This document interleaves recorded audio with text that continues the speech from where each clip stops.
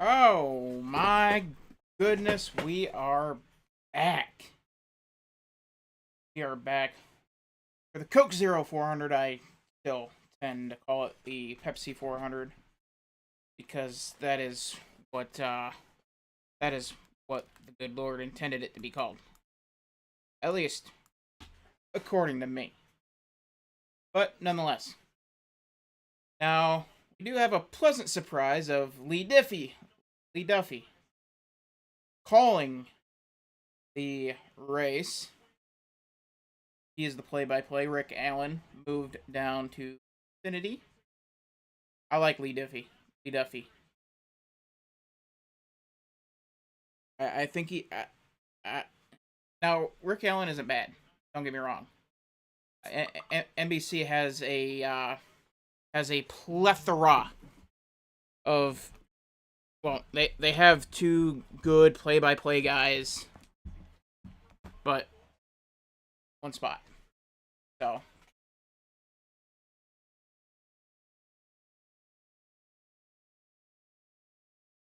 So we got McDowell and Gilliland, Front Row Motorsports with the front row lockout. Chase in the all whites. Not hopefully the fire suit's not all white. You know how that has a tendency to go at these places. That white gets brown real quick. Those are great words of Deadpool. He's smart. He wore the brown pants. See, Blaney's got the right idea. Dark colors.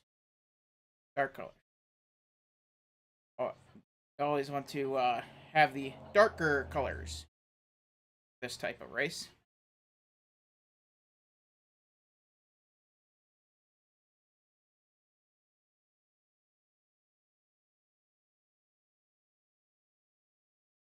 Oh,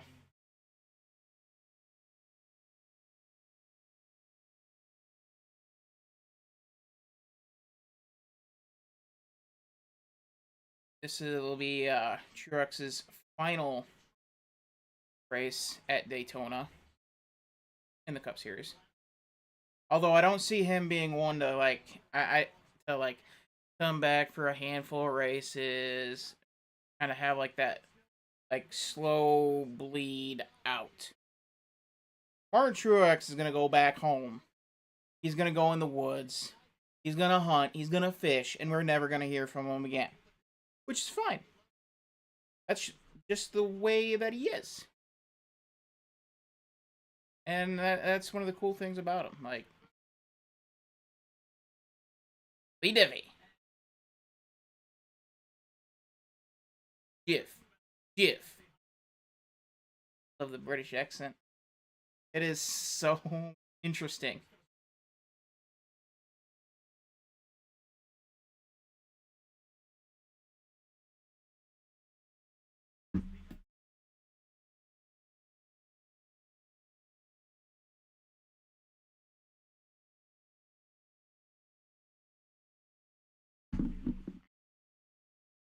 So yeah, another bit of uh new thing about Daytona is that that backstretch has been paved. So we're not going to see a wreck like we did oh, maybe. It is less likely we will see a wreck like we saw last year with Ryan Preece and barrel rolling down the backstretch.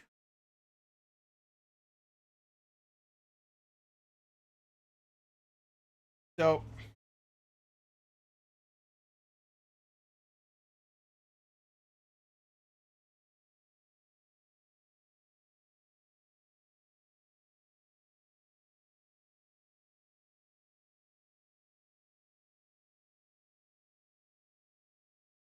and Jimmy Johnson is an interesting addition here. He is a two-time Daytona 500 champion. So, and also he's a 07 time. And So we will certainly see how that goes.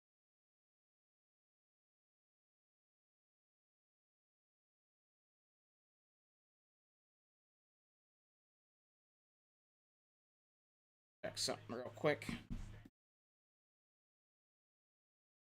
Sure, everything is as it.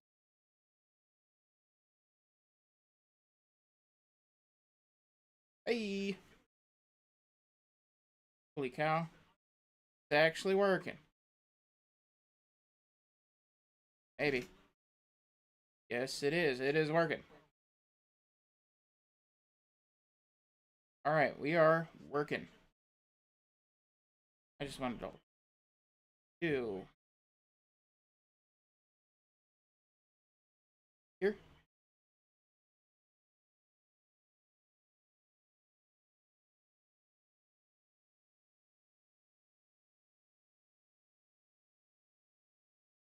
So we have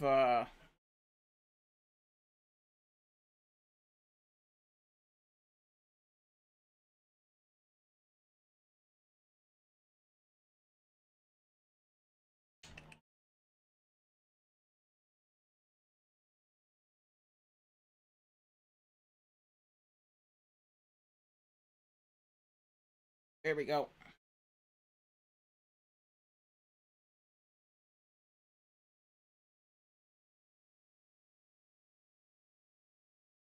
Pop that out. That out. And then I just want to make sure that I have chat up, so the leaderboard won't update unless like it's like the main. And since OBS isn't it takes out the chat. Bit of a mess. But anyway,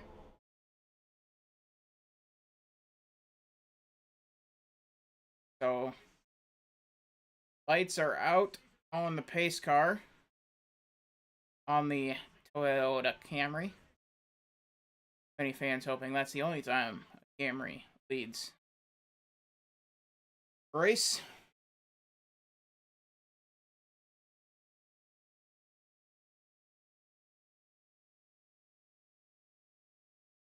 And pace car taking the hard left. Here we go. Under the lights. Strap those belts up one more time. Boogity, boogity, boogity. Let's go racing in the beaches of Daytona. The beaches or just a beach?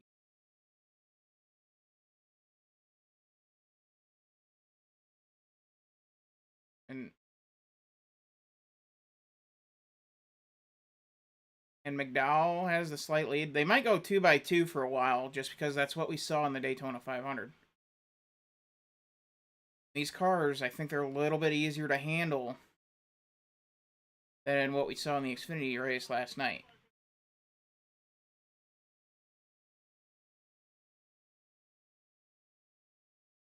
So, that and these guys understand better than Xfinity. You can't win it on the first lap, but you sure as hell lose it.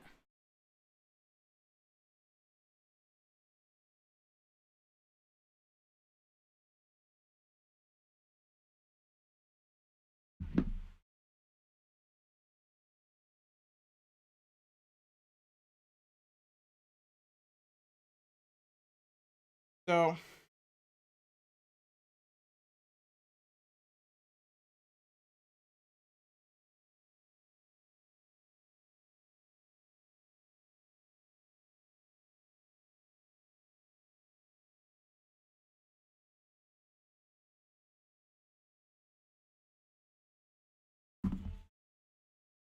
So I guess if you're on the West Coast, you don't have this race. Unfortunate. I'm sure they'll cut to the race. Maybe West Coast is a little weird, but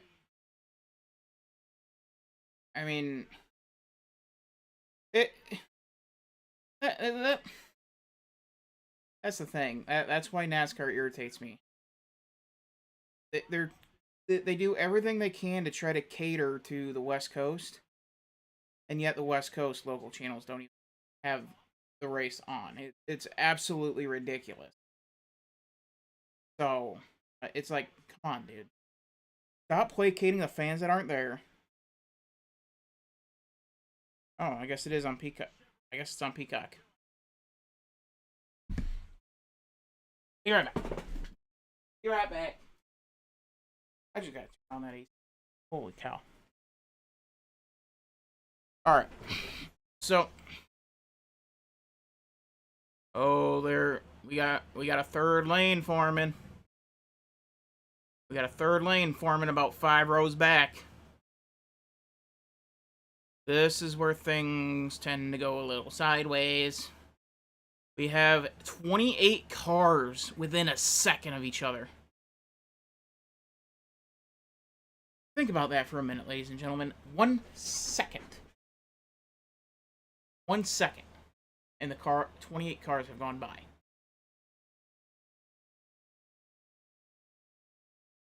But, yeah. Like, that's insane, dude. 33. We're now at 33 cars within a second of each other. And here comes the 2 and the 6 pushing. Now here in the Cup Series, unlike Xfinity, you can lock bumpers and go. I mean, it's gonna heat your engine up, but it can be done.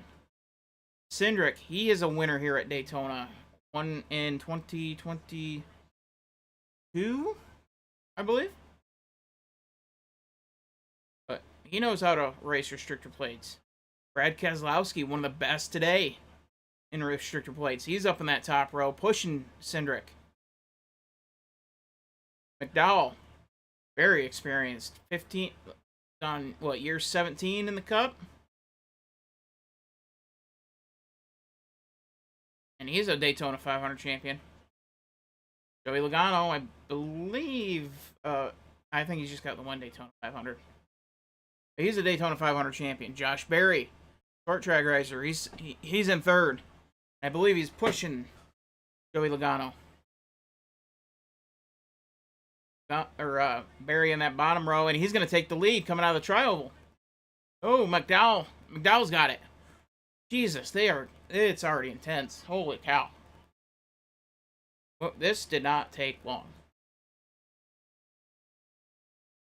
Byron on the inside row. Got Logano and Gillen on that inside. Larson behind Byron and Kyle Busch behind Larson. All in that inside row. That's a powerful inside row. McDowell, he's up there. McDowell trying to side draft Berry. 2 Fords leading the pack, but that pack's gonna close right back in. And we're gonna see if that checkup causes anything. It does not. Good Lord, ladies and gentlemen. Wow. We're chopping it up there. Something's gonna happen. Oh, that 6 car bouncing all over the place.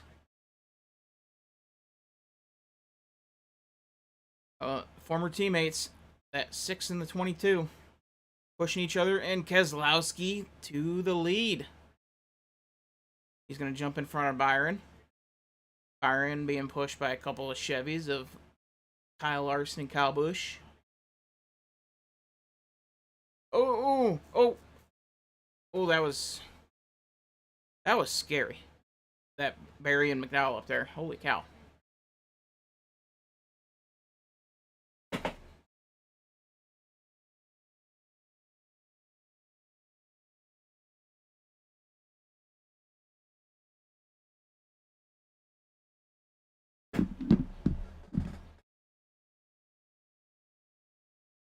And Logano the middle there. He's got the closest pusher, but now he backs off.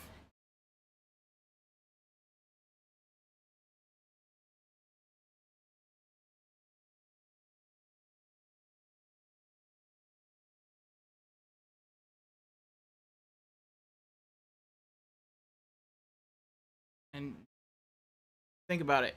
You have Josh Berry in a must win. Michael McDowell, must win.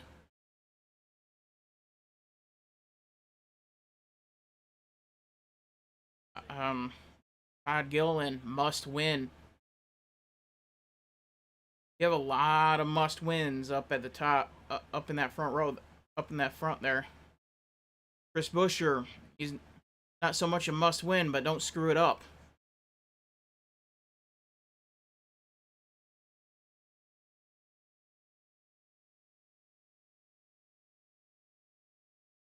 I mean,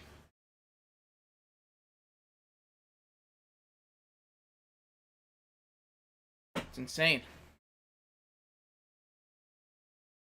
6 in the 22, old friends. And it was actually Keselowski who vouched for Logano, saying give him a chance, going to Roger Penske after winning the championship in 2012, telling the captain, Roger Penske, give him a chance.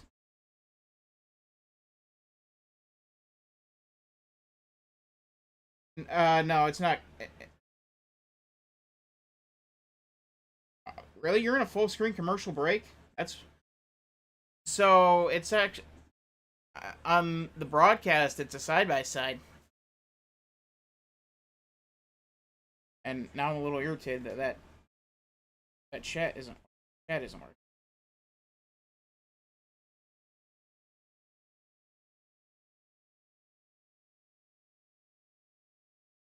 Yeah, this is like my first true time trying to stream on just YouTube, so please bear with me while I figure out why in the world isn't working like the way I want it to.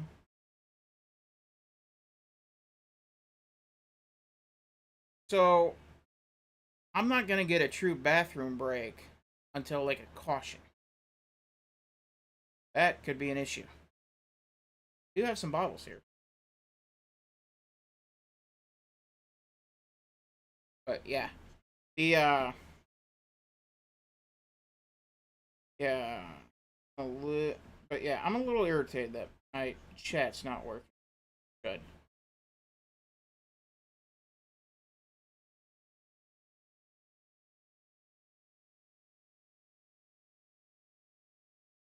So, but yeah, I will be streaming on YouTube. I will be streaming on YouTube from until further notice. I'm gonna give this a try. Gonna have my doubleheader series, NASCAR and Formula One, move over to here because YouTube's a bit more my style. I'm on YouTube a whole heck of a lot more than I am on Twitch.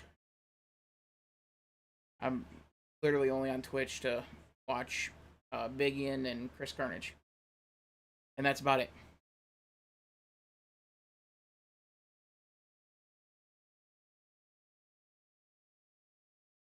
Oh, Barry taking a commanding lead. McDowell, he's clear. He's cleared the pack. So what does McDowell do?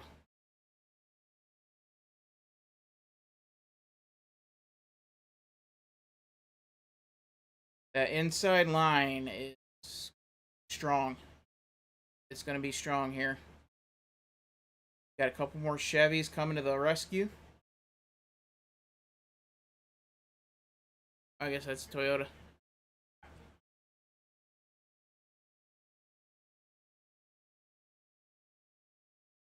But yeah, we got a lot going on.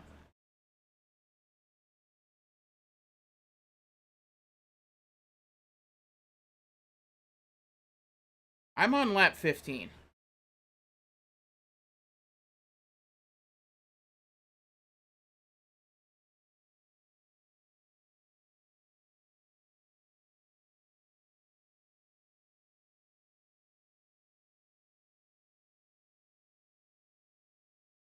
Yeah, we got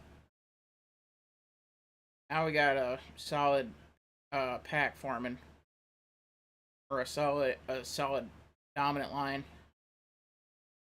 Yeah, how far ahead are you? We're going down. I'm going down the back stretch of lap 16.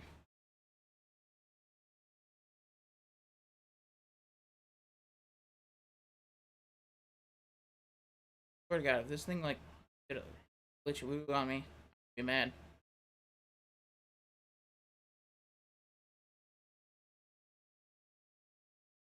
I think it did do a little bit of a glitch. We just went to lap 17.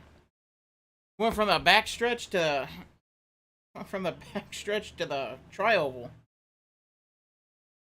But anyway, and that hole.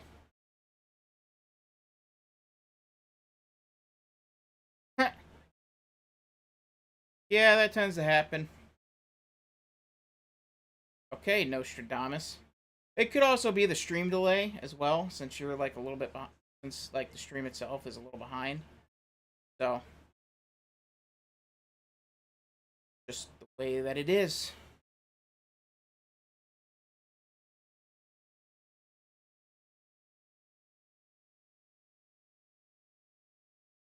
Uh, Coming off the trial of 18. Another trial of lap 18.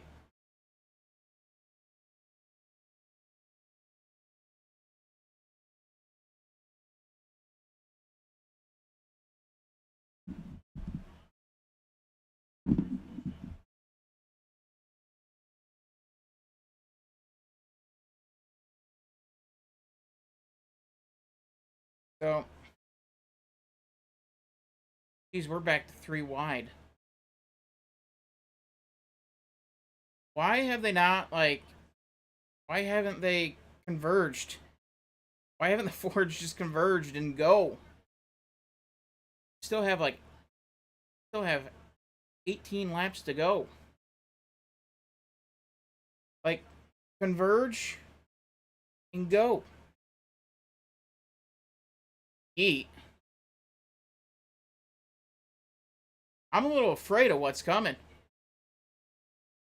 Don't be doing that. If you're gonna say yeet, someone better get yeeted.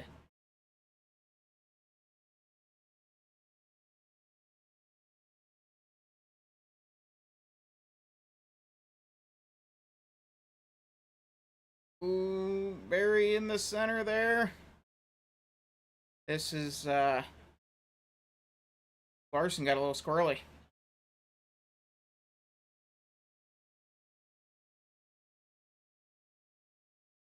Like, this is nuts.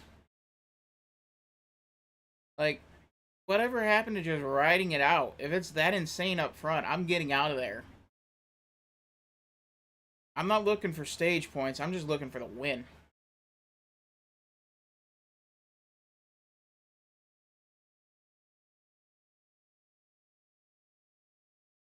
Yeah, you would think Ford would do something like that, but you know it's Ford. Why would they do something smart?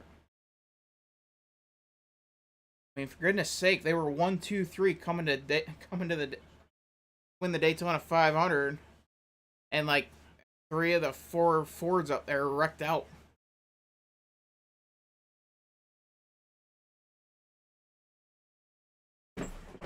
So like Fords and intelligence don't go together well.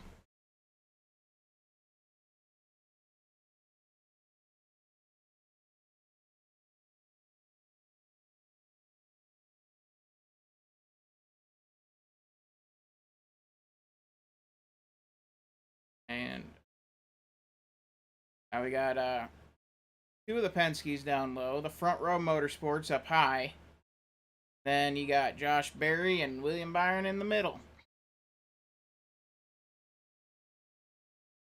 Oh, that's a huge push from Keselowski.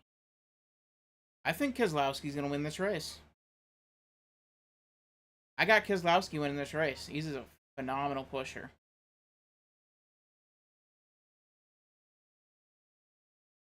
And I'd rather be the pusher than the pushy for 159 and a half laps.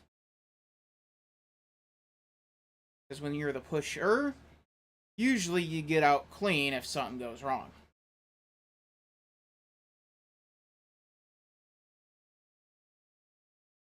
But that's just my experience.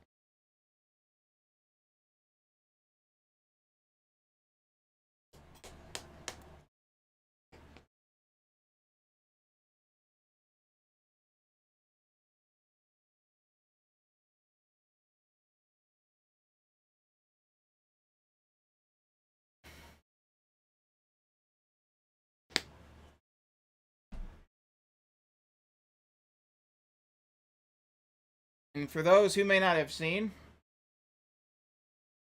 Shane Van Gisbergen, SVG, is headed to full-time Cup racing in 2025. What do you guys think of that?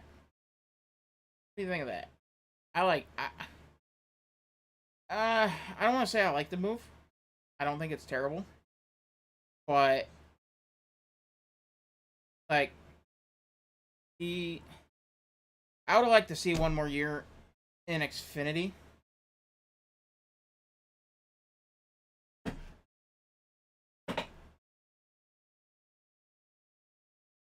I would like to see one more year in Xfinity out of CG.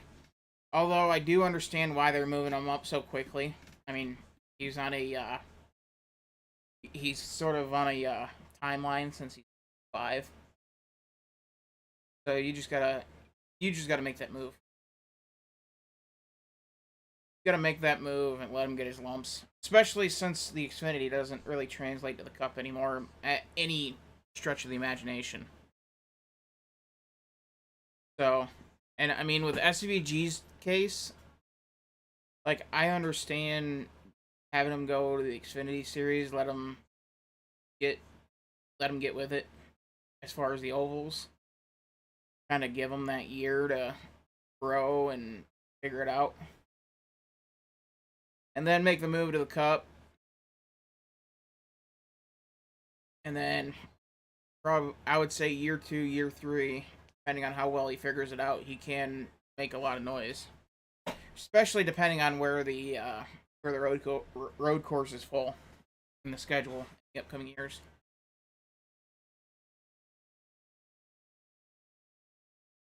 Because he's good at those like wild card tracks. The Daytona, the Talladega, the Atlanta. If those fall, you need better play-by-play here. What do you mean you need better play-by-play here? I'm literally talking about SVG. What, you want me to go like full-blown? Well, what can I tell you? Don't live on the West Coast. Okay, so I'll give you the play. You want radio style or TV style? Play-by-play. I can do both. What do you want? I'll give it to you. Wayne.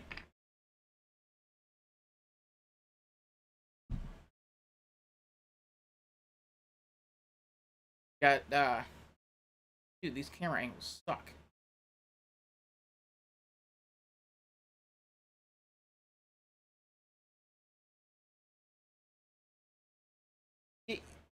I understand you're good now, but like, you want like the radio play-by-play or the TV play-by-play?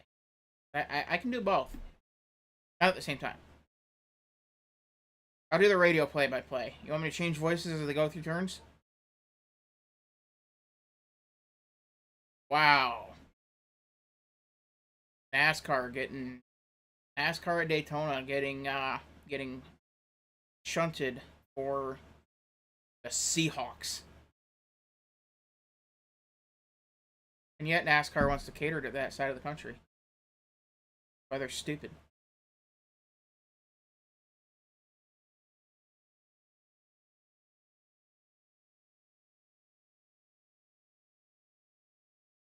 I'm not gonna lie, I would have punched the TV.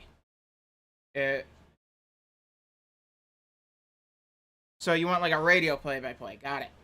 Good. Got it. I will give you the radio play-by-play when it is in the side-by-side. Even though the camera angle's in the side-by-side, you can't see worth crap. You're not missing much.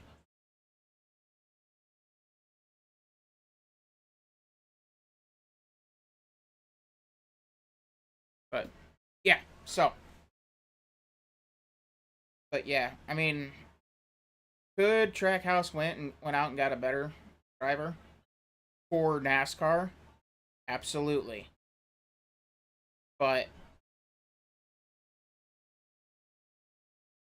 I get why they did it. He's a bit of a he's got some brand value. He's got more brand value than any other kind of like driver coming up.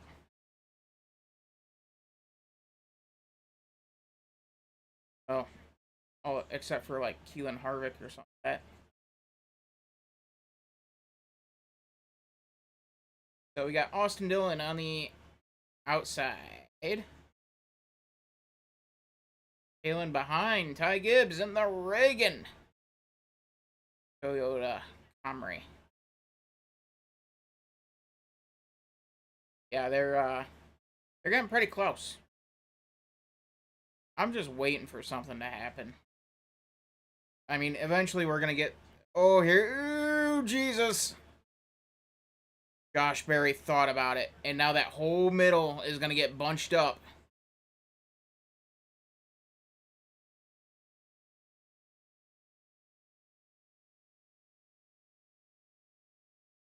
Good Lord.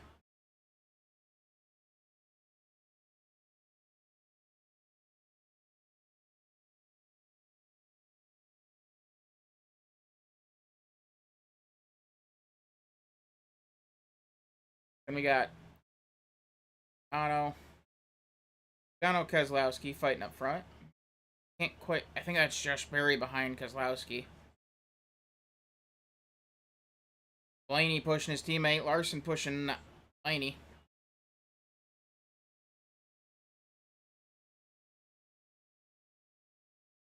I know Blaney is like always angry,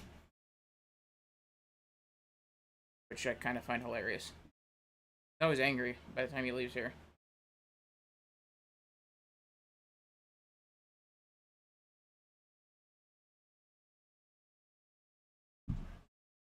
What? You confuse me, Blaine.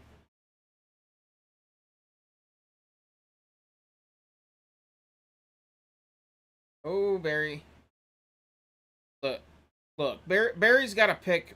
He's got to have more confidence in his lane changing. He You see him hesitating several times, and he's gonna end up wrecking.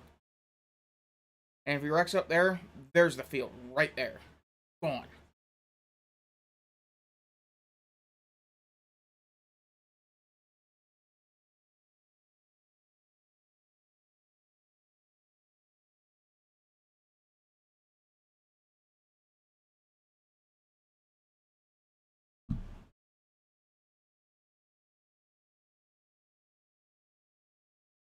So 3 to go in stage 1.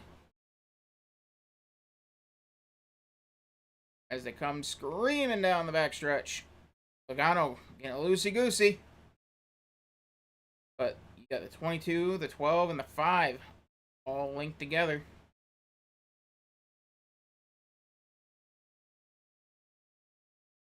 They come to 2 to go here at Daytona International Speedway.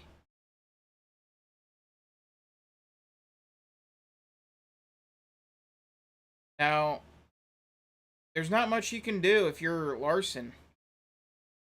Like all you can do is push and hope for third. Unless you're able to like force Blaney up the track, get directly behind Logano, but that's not worth the risk. And Barry hangs the 24 and the 6 out to dry, giving Logano the commanding lead.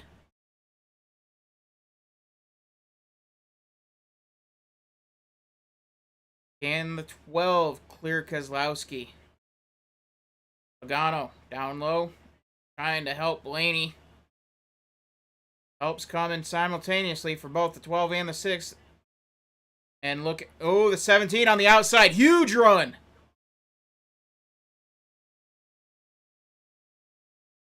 Huge run, but they separated.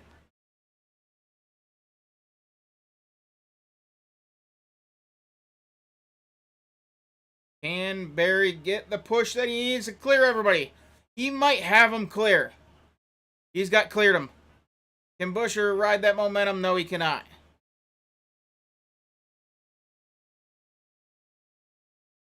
And the 2's coming. 17 cuts him off. And Josh Berry is going to be your Stage 1 winner.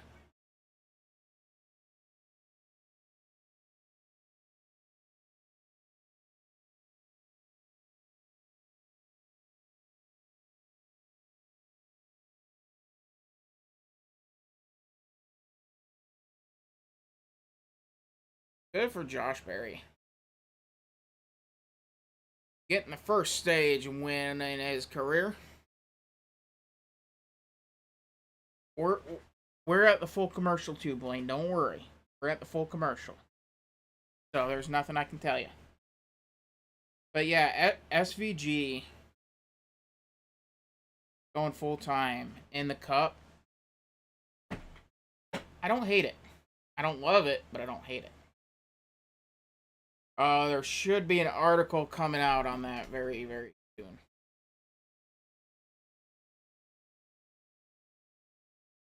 That I whipped up right before this race. That's why I was a little.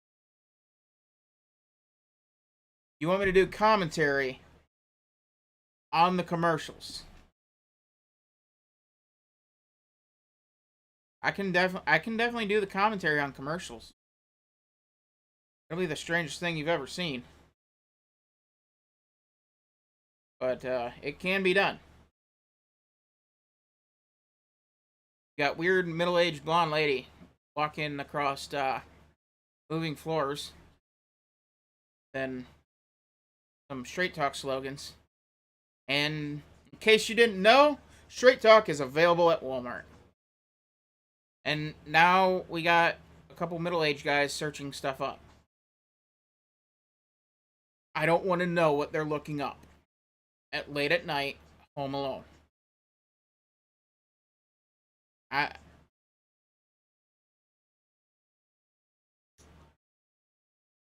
don't think you would need surgery for what I'm thinking.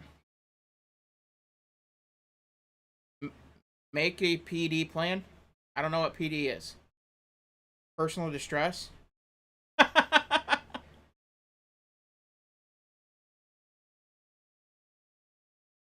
And now we got Jelly Roll sitting on a couch. I don't know. And he's got AWS apparently tattooed to his forehead.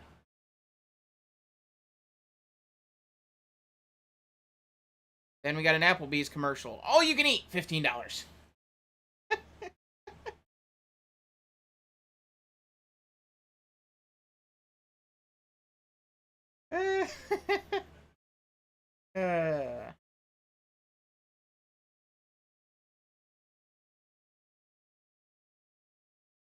I don't know how that Packers Eagles game is gonna happen. Have you like I don't understand how that game's gonna happen.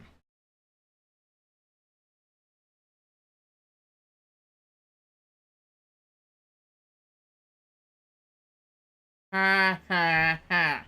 Very funny, Blaine. You're not as funny as what you think you are.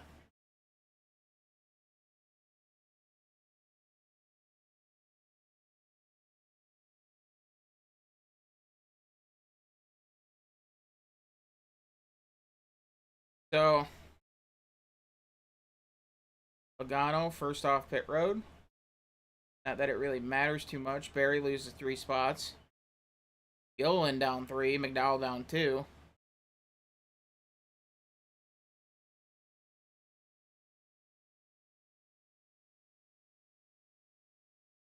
Blaine.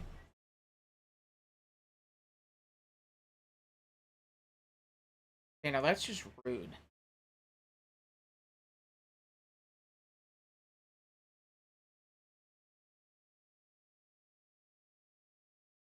Although I do like Sonic's tater tots. I remember I liked the tater tots.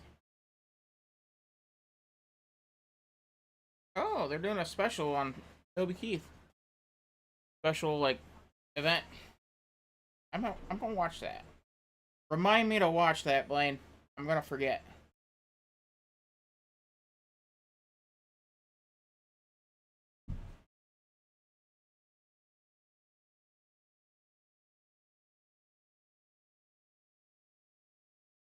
But yeah. So I think Kozlowski's gonna win this race. Very good pusher. Fast. Got Post Malone smiling for some reason.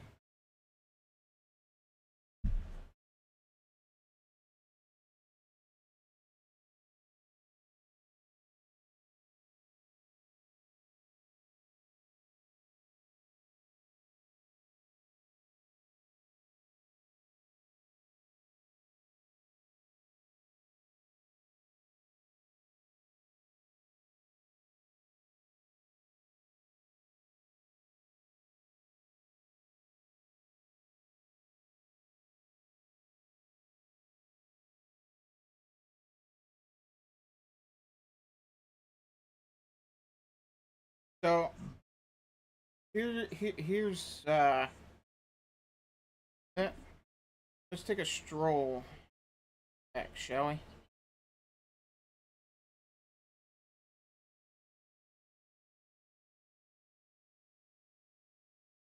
Okay, breaking news. Daniel Suarez is out of the car.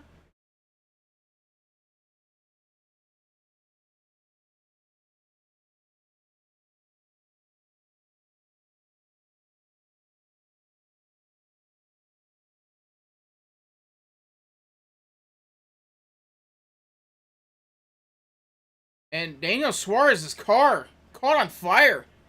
What in the hell?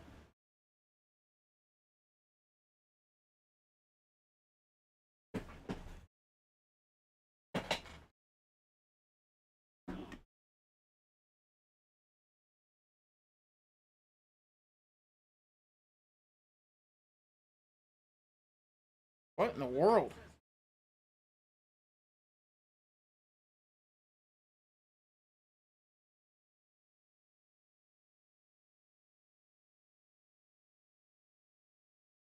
Oh my god.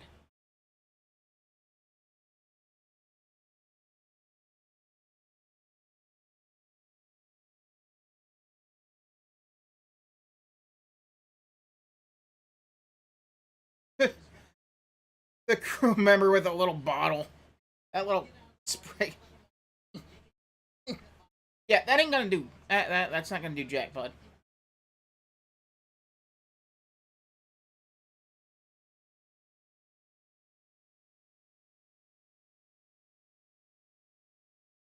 I don't think fuel burns that. Oh my god.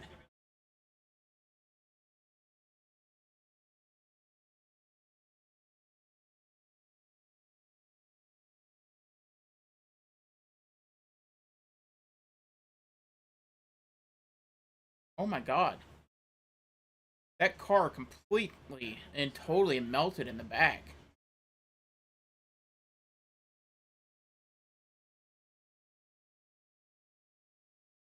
Oh my god.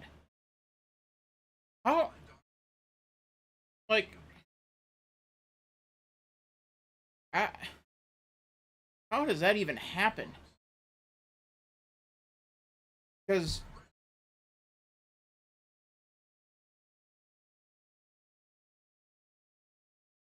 oh geez.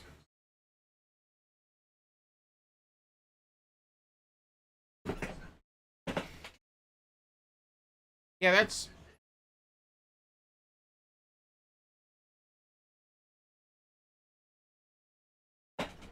because that car, that 99 car was absolutely melted. I don't think of, even with the, even with the gasoline as an accelerant, I don't think it burned hot enough to completely melt the car like that.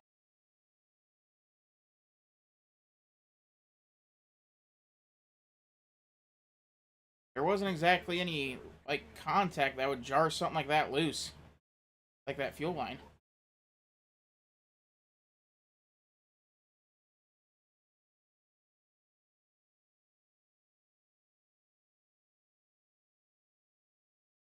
Unless it was like completely assembled wrong.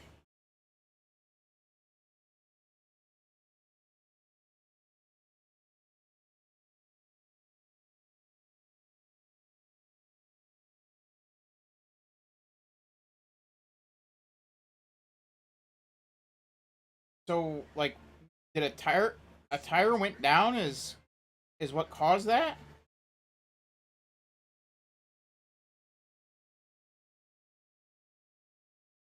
Am I understanding that correctly, Blaine? A tire going down caused this?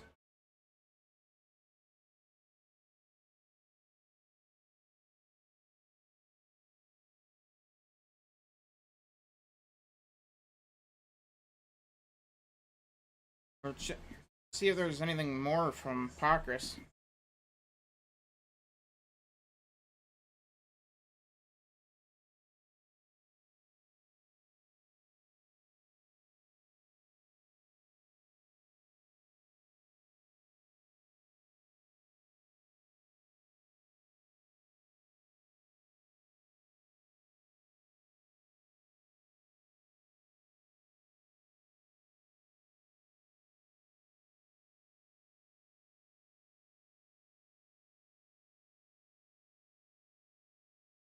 Oh, Lee Diffie, Lee Diffie is Australian.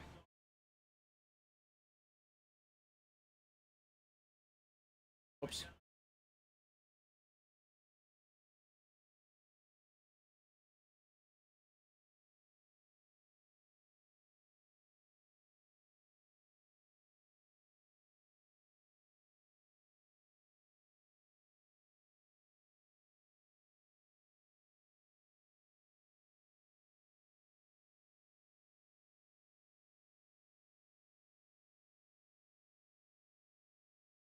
Huh.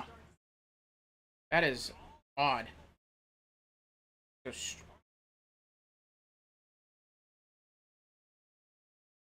looked like the fuel spilled. Looked like the fuel spilled. Hamlin's car backfired and lit Suarez's car on fire.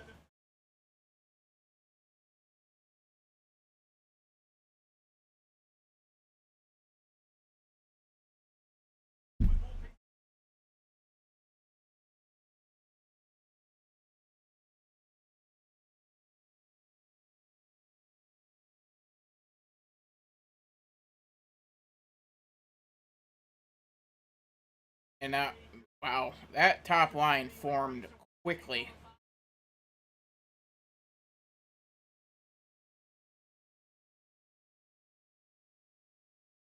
It looks like everyone's gonna relax here a little bit, maybe. Everybody's beginning to migrate up to that top row behind Logano.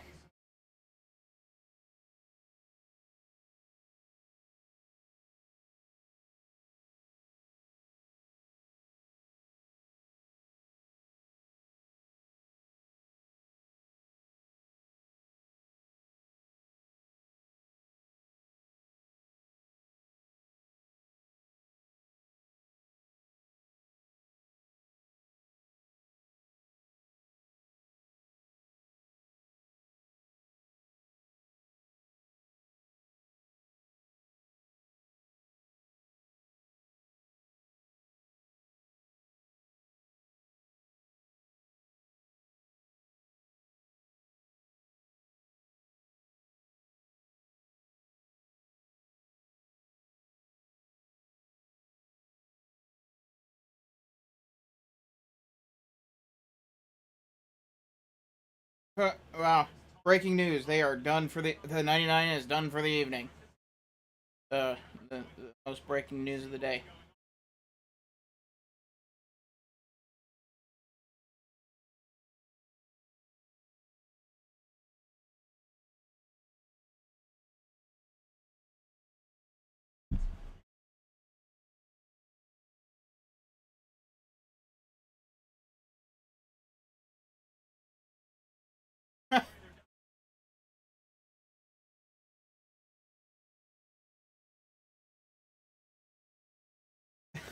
So, in theory, Suarez could return. I mean, he's not going to, but in theory, he could.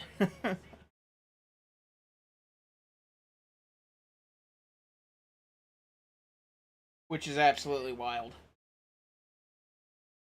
Here's a question for the chat. Should NASCAR do away with the damaged vehicle policy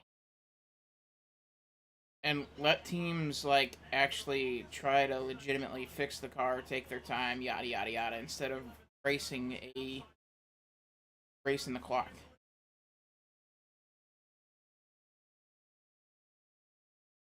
And Bubba Wallace to the point. Wallace in need of a victory.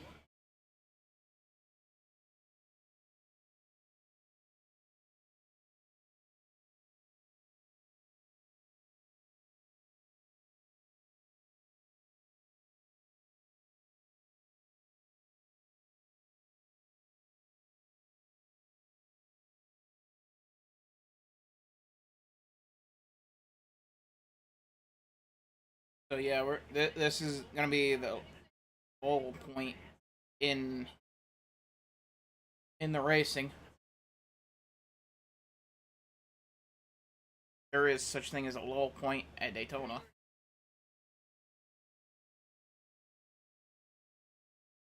But yeah, I would be surprised if we see as much fighting as we in this stage as we did in stage one.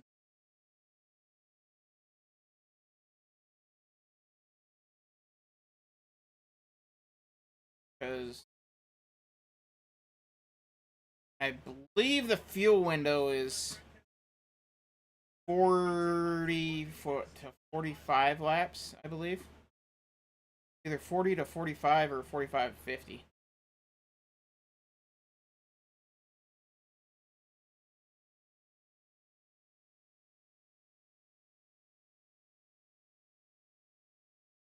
So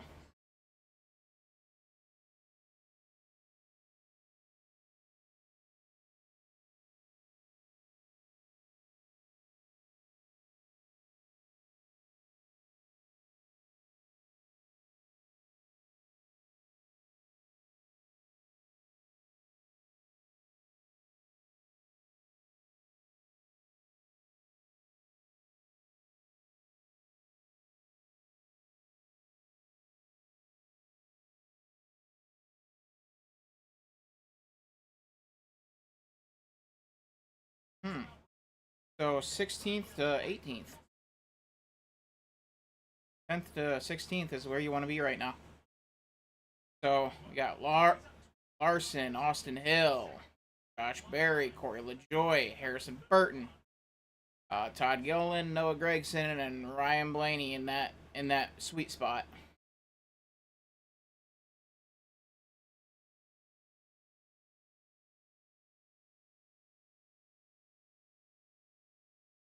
But yeah, it's you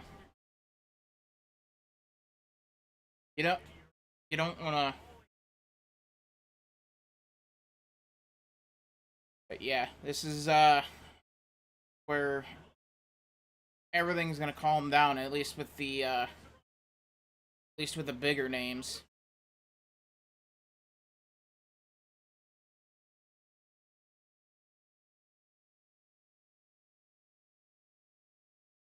So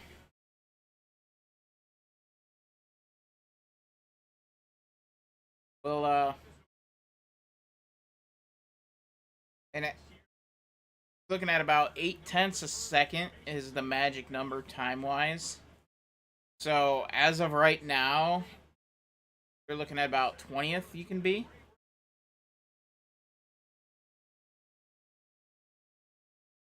But like it's safer to be in like 14 to 18 range.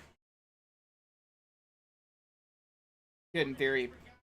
With it being three wide, obviously that sweet spot gets pushed back of where you want to be in the stage for at least this stint up until the pit stop.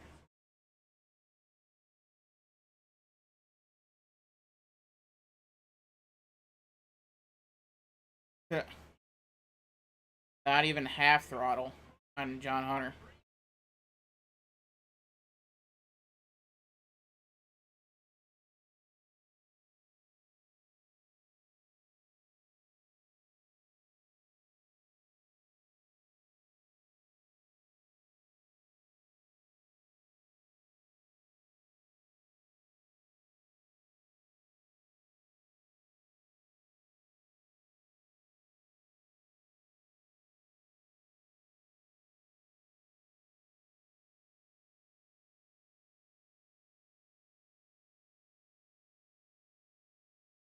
So, okay, so we can go almost 25. You can almost go 25 miles further, being middle of the pack.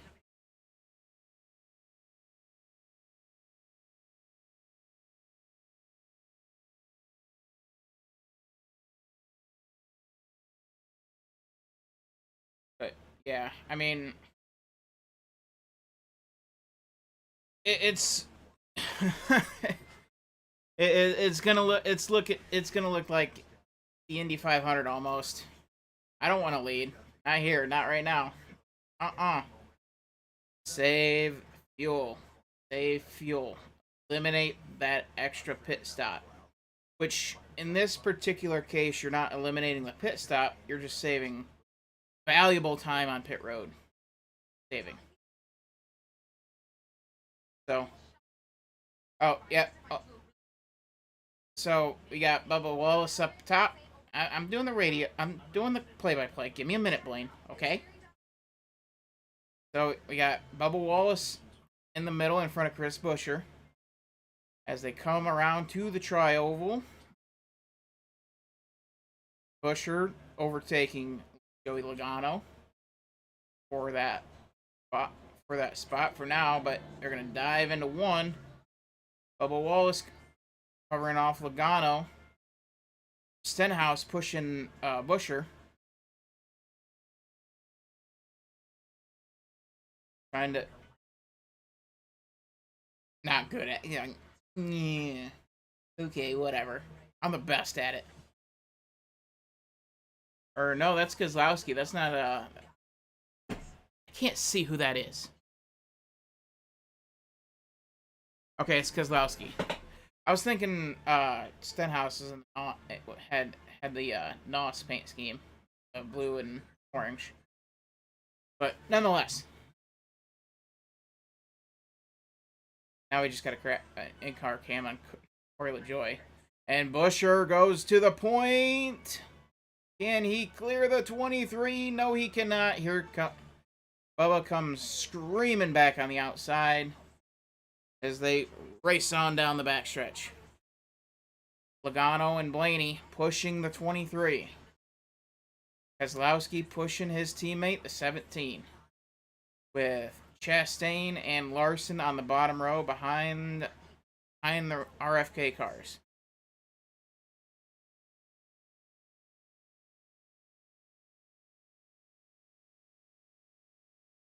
I don't believe you. I do not believe you, Blaine. Now, got an in-car cam where you can't really see anything.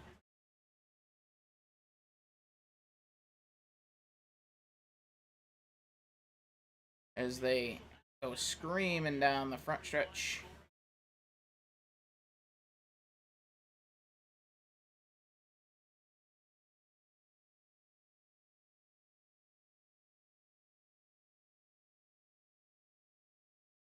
You're not funny, Blaine.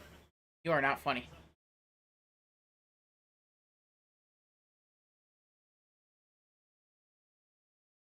But yeah, the Fords have been strong so far in this race.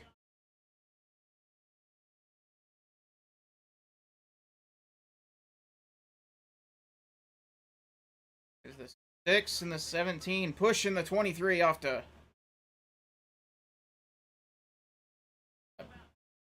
a big push from Keselowski, pushing Buescher up to a massive. Then, as Daytona dictates, Bubba Wallace gets reeled right back in by the 22 and the 12.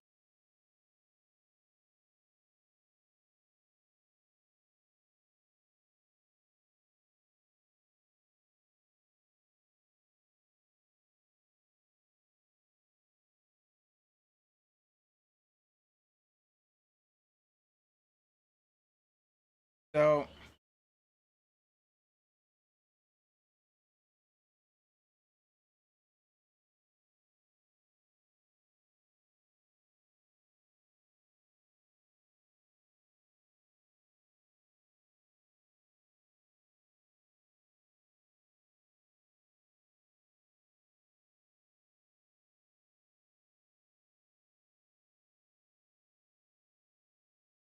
oh, that's cool.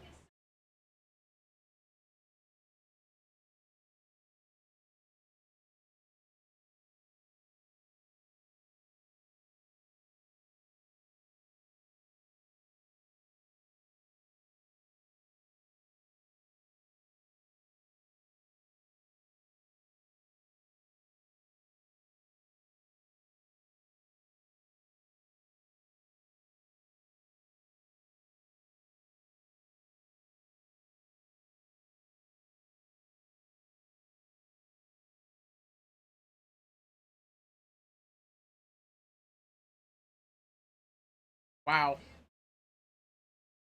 that's insane.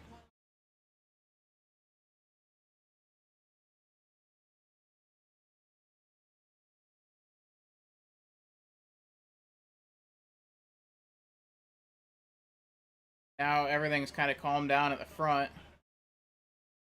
Whole field lead following Bubba Wallace. I don't believe you. I don't believe you.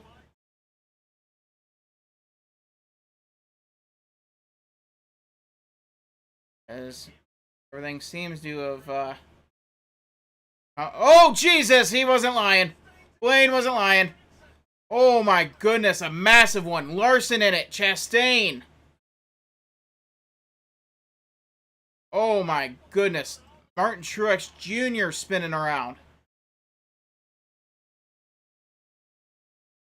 Noah Gragson. He is done. See the condition of Bowman's car. Ty Gibbs, he was in it. LaJoy, he's parked on the backstretch. See if he can get it back rolling. Denny Hamlin's got some damage on that front.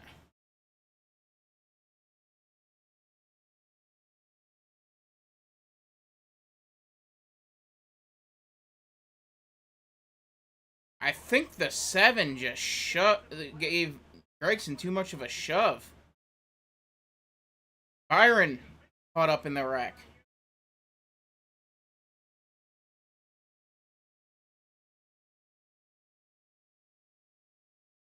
Yeah, just a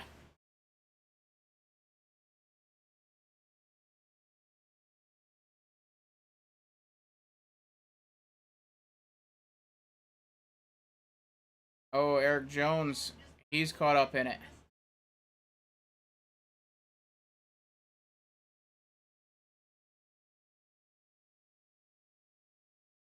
I believe that's a 51 of Justin Haley. Did he get away from it?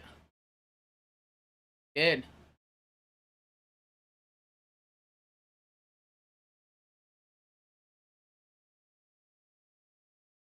Massive wreck.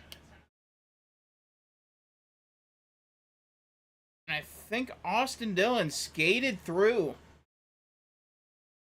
with minimal damage. But yeah, I mean, way over aggressiveness from Corey LaJoy is what that looked like. That's what it looked like to me. It looked like there's no need to be pushing hard. I mean, I say this in my NASCAR streams. There's no need to push it at this juncture. There's no need. You're clicking off laps, figuring your car out. What does it need for the next stop? That is what this whole that is what you are trying to figure out for 80% of these races. How do I get my car to the best possible in the clutch? And you have, like, like, if I know that, I, I like, I race on a PlayStation 5. I know that. You have Corey LaJoy out here wrecking every weekend in spectacular fashion. Why? Why? Like, come on, man. Figure it out. This is NASCAR. You have time to figure your stuff out. In this race, you have roughly 325 miles to figure it out, and then you go. And like, and most cup drivers know this. Denny Hamlin knows this. Joey Logano knows this. Austin Dillon, William Byron, all the Hendrick guys know this. That is why you normally don't see, unless in these early stages, a veteran cup driver not getting caught up in this kind of, not starting this kind of stuff. They'll get caught up in it, but they don't start it. And it is absolutely insane that for Corey LaJoy to be in NASCAR as long as he has, and he still has yet to learn that, is absolutely insane. It is unacceptable. It's getting insane. You've had several spectacular wrecks caused by Corey LaJoy, and here we see it again. All right, that is my soapbox on that. So we'll see everybody come down. We're gonna see and Hamlin is out.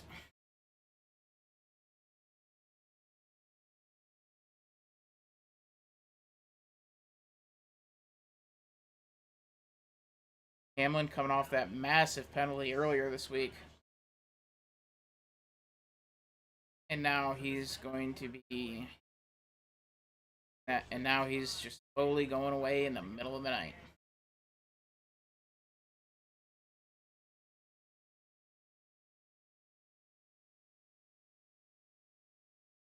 William Byron, he's going to have a little bit of damage on the nose.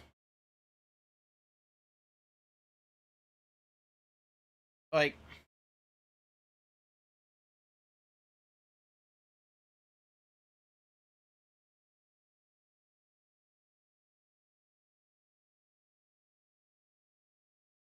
and Chastain into the wall.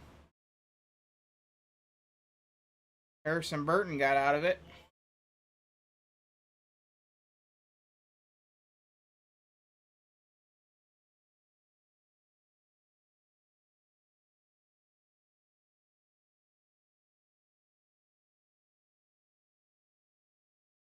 As that splitter dragging across the ground. They've got to get that splitter up.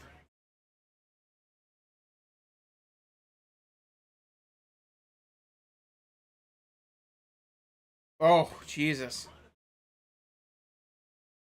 Yikes. Throwing 5 picks. Oh boy. So now we got drivers come down, and it's gonna be a lot of fuel onlys. And now we're gonna see the intensity pick back up. Everybody's gonna be able to make it to the stage. And Buescher only 1.9 seconds of fuel. That's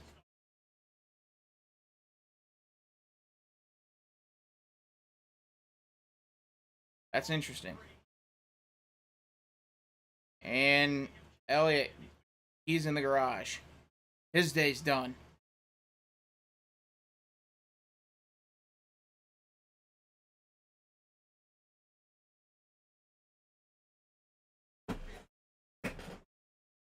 So let's take a look here. So we got Ross Chastain. He is a lap down. Kyle Larson. He's still on the lead lap. He was involved. I don't think there's severe damage. Austin Dillon. He was in it. He's still on the lead lap. But we got Chastain and Bowman 1 lap down. We just saw Elliott go to the garage. Truex sitting 2 laps down. Gregson, LaJoy, Hamlin, and Priest. I know Hamlin and Priest, they're done. LaJoy, we don't know yet. See what Bob Pockris has on X. That was a massive wreck. See.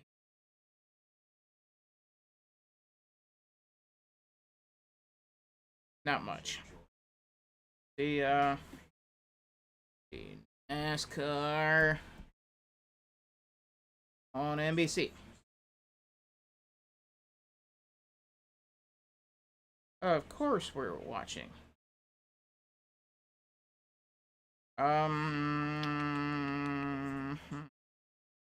So here's the wreck. Here's the wreck. We'll see if we can decipher what's all. Yeah, Gregson's done.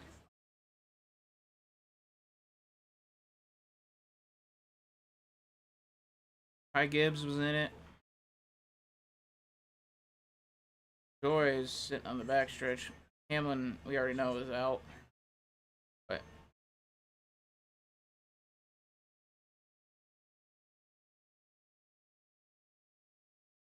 yeah, Chastain's gonna have a heck of a time trying to get that splitter up off the ground.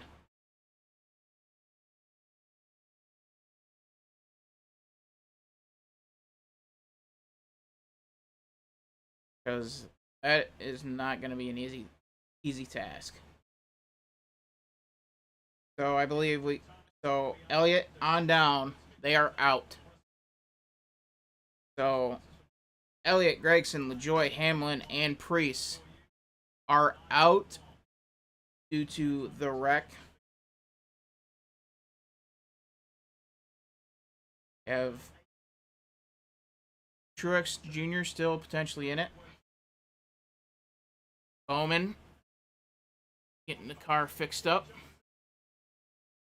Ryan Preece, he's on pit road trying to get his car fixed. So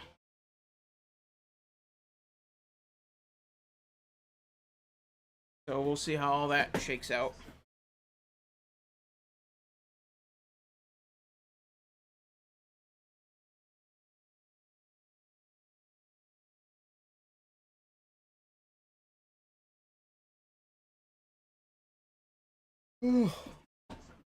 Goodness gracious.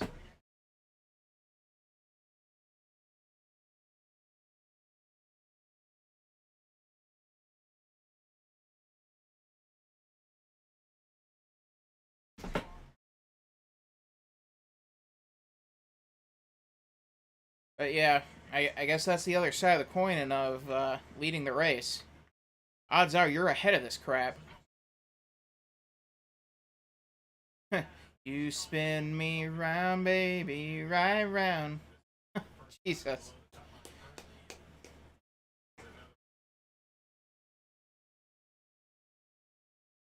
Just roll in, roll in, roll in. Ah! Oh, little tap. Yeah, okay.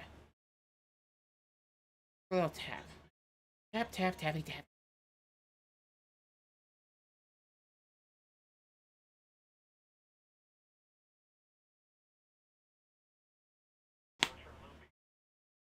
So now Chastain is sitting in a spot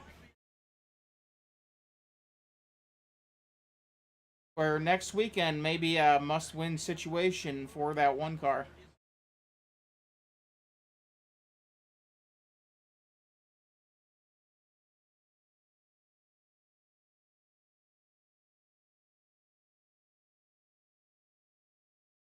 I love fishing off the pier at Daytona. That was fun. That was a fun time.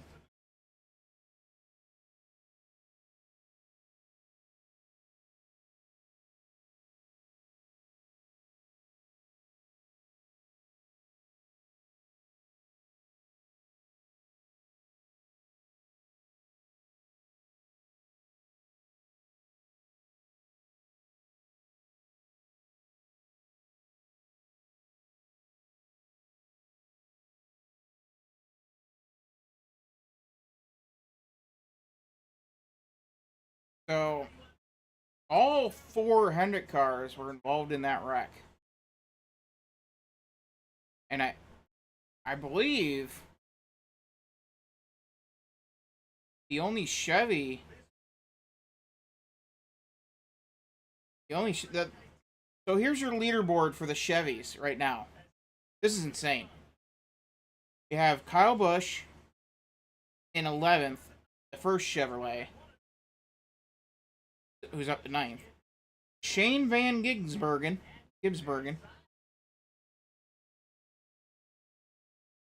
And then a few spots back, you have BJ McLeod.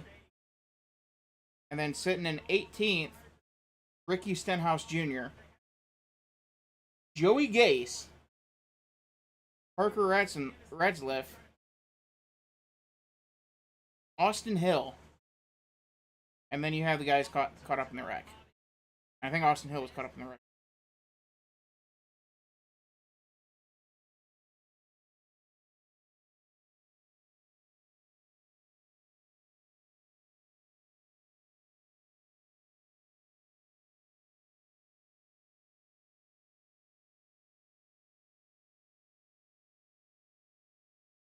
Could this be?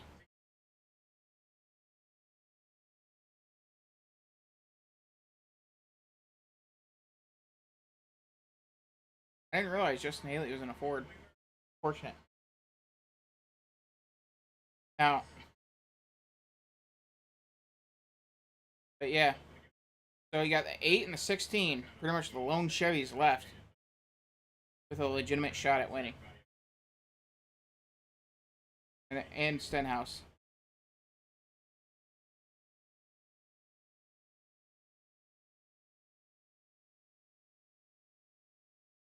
Oh no, don't get. Oh no. You gotta be kidding me, dude.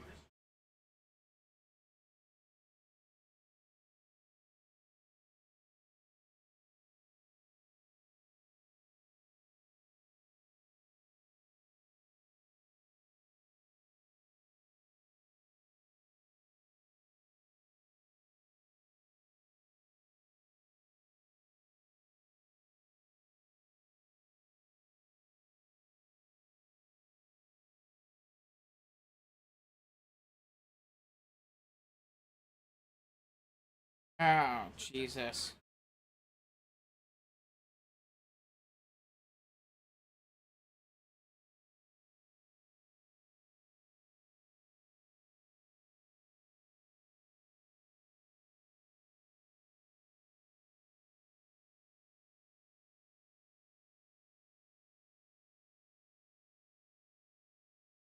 Oh. And here we go. The world's fastest parade.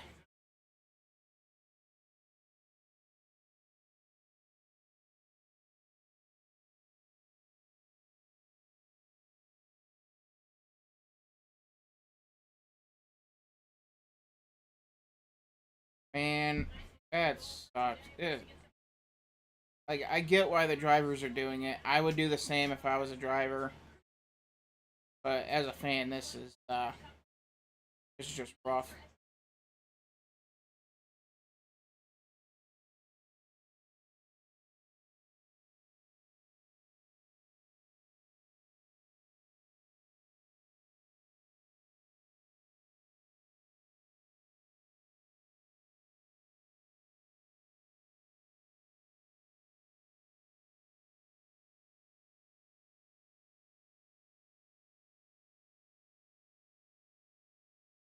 Hopefully that bottom line gets going quickly, because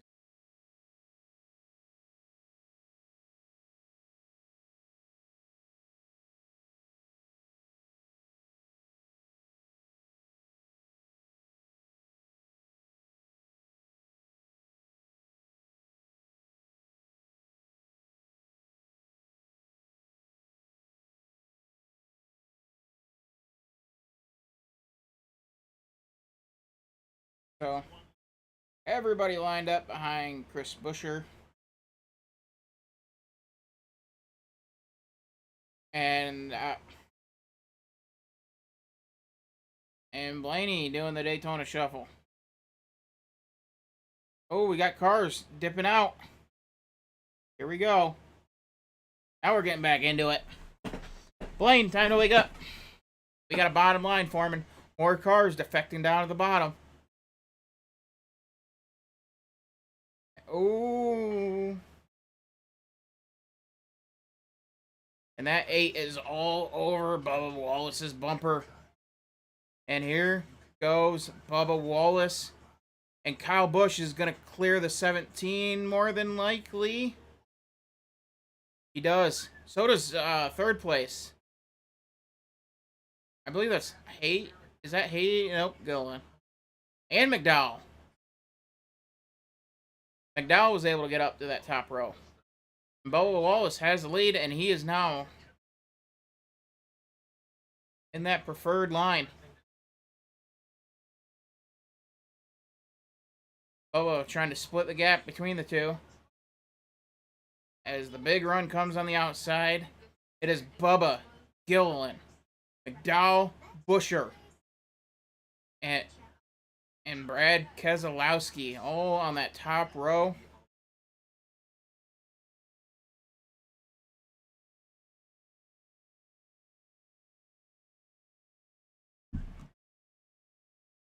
As they come across the stripe.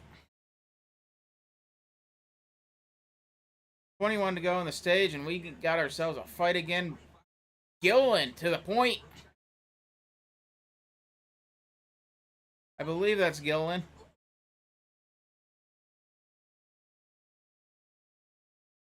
So we got Gilliland, Logano taking the lead from Bubba. Busch was in Logano's tire tracks as all three Penske cars now linked up together on that bottom row. Can't quite tell who that is behind the Penskes. But Laney went up with him. Tyler Reddick. It was Tyler Reddick in the Moneyline Toyota. Larson. He's in it. He's in it to win it. He's back in the top 10. He was involved in that wreck not too long ago.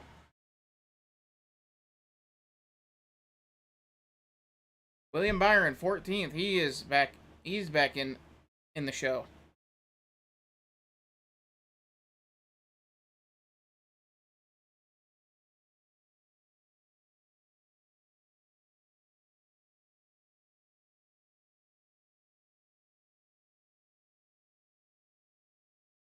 I almost went to Liberty University.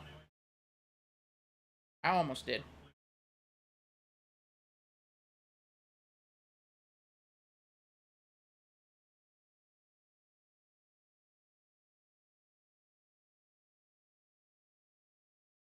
Now you have Penske. 1, 2, 3. Larson leading the charge up by the wall.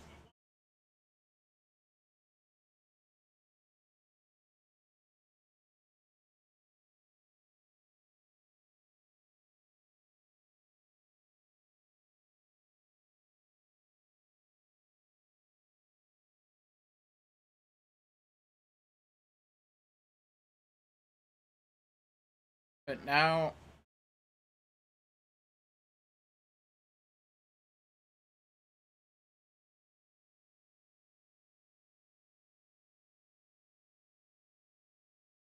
Eric Jones, he was caught up in that wreck earlier. He's back in it. Jones in a must-win situation.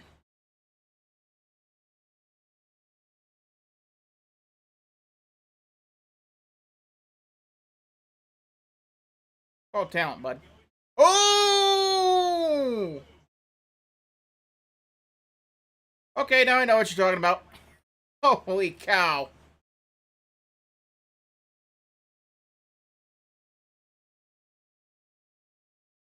And Cindric sent to the inside, bouncing his way across the infield. But he saved it.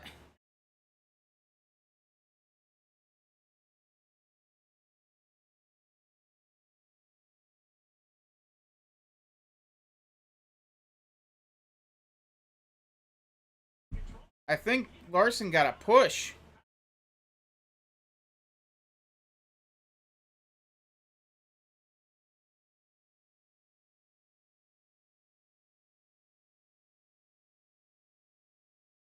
And Larson, too, took the lead, too.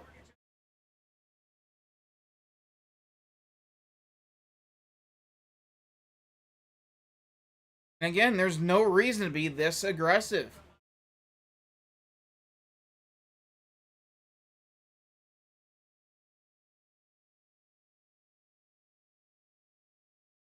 There's no reason to get aggressive at this stage.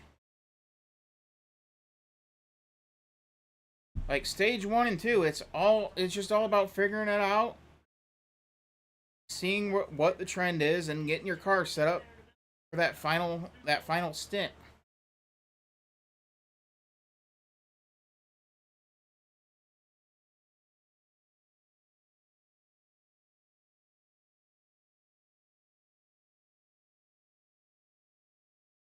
Wow, I didn't realize that Larson has never finished in the top 5 at Daytona.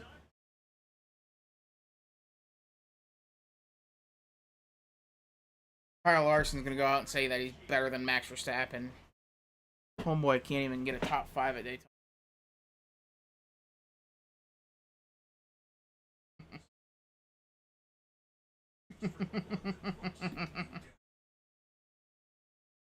So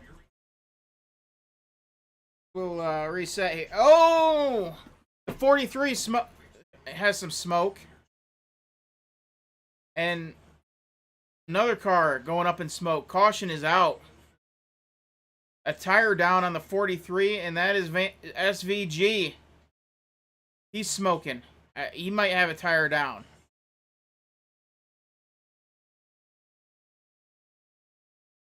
SVG still rolling. 43 still rolling. Caution is out.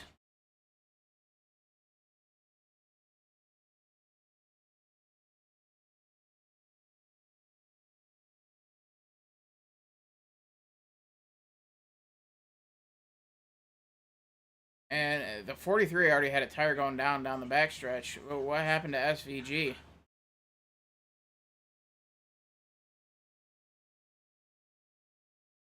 Oh, and that 16's on fire. The exhaust, it's caught on fire. It caught on fire near by the exhaust pipe there on the side of the car.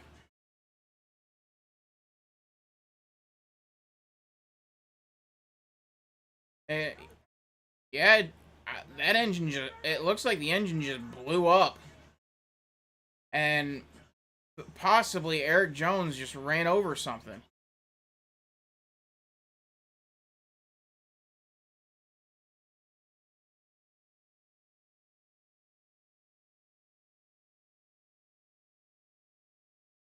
So yeah, the tire was already going down before the 16 was blowing up.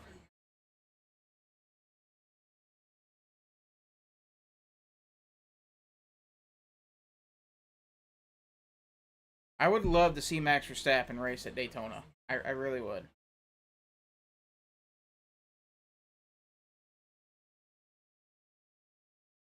So SVG, he is done.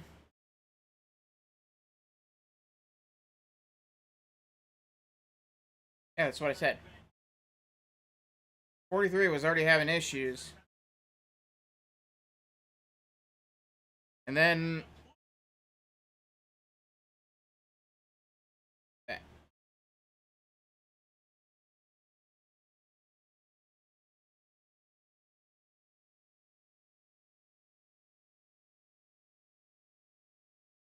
there's a lot going on there.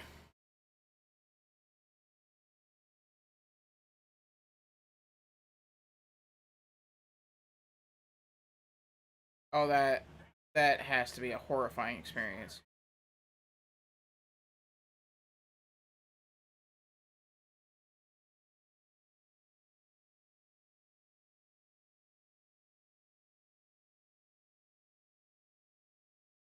So SVG's engine blows up, and in a completely separate incident, just so happened to be at the same time,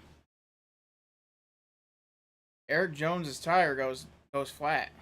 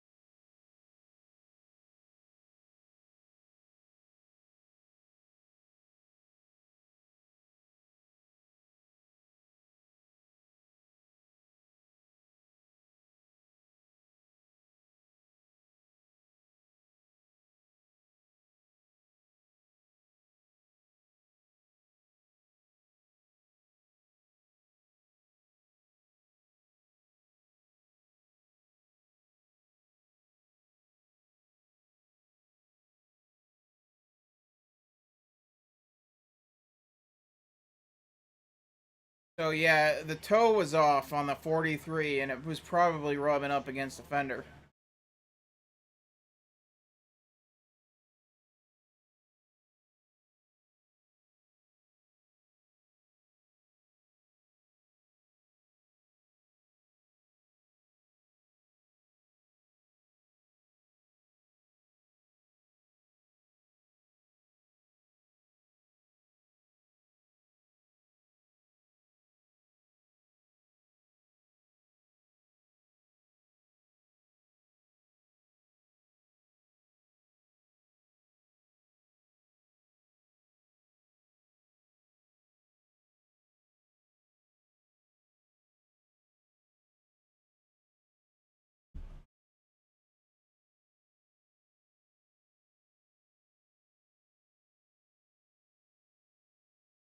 So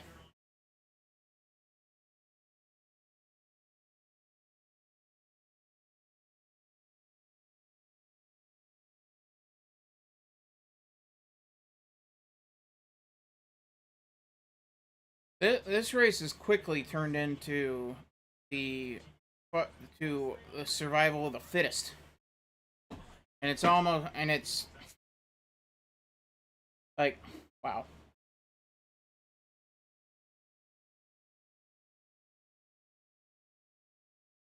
And don't worry, Blaine, I'm in full screen commercial too, so there's not much commentary to be had.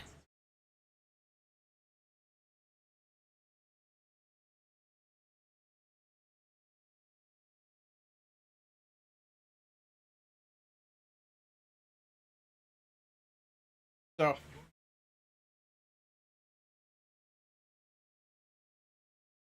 and I do intend on being live for Darlington.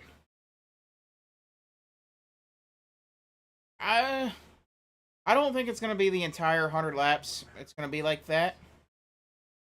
I once we get to once we get to that final stint, then yes, absolutely. And it's just gonna be who can hold out longest. Uh, it's gonna be it's gonna be who can hold out the longest when that caution comes, and to be able to pit under caution as opposed to pitting under green.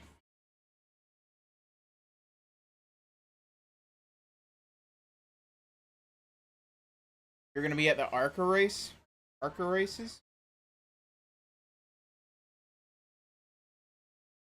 I don't understand. What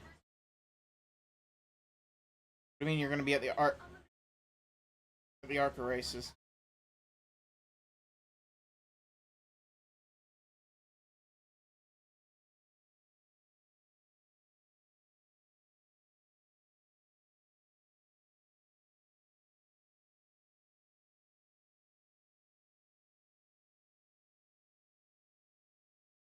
Or are you talking about your crappy driving?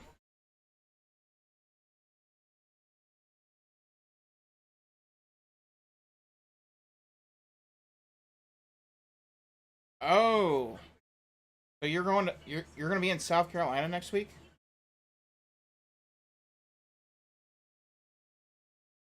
Flying out to. So I guess you flying or drive, or you driving the sprint car out there? Or are you going to be on the ride for the sprint car?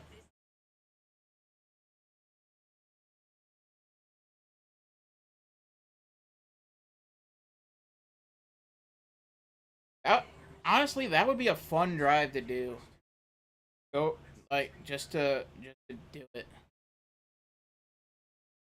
I mean, I don't have the audiobooks lined up for it, but it would be fun to do. Because I don't really listen to music.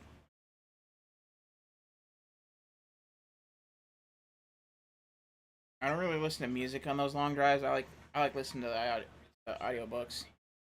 But then again, I I would, that's when I'm by myself.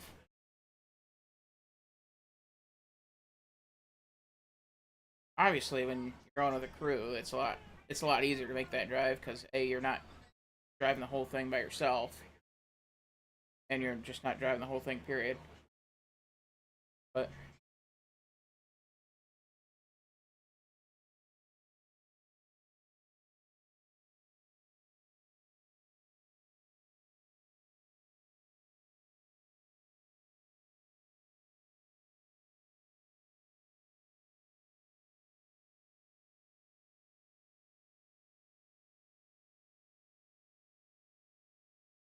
Darlington would be cool to go to, though.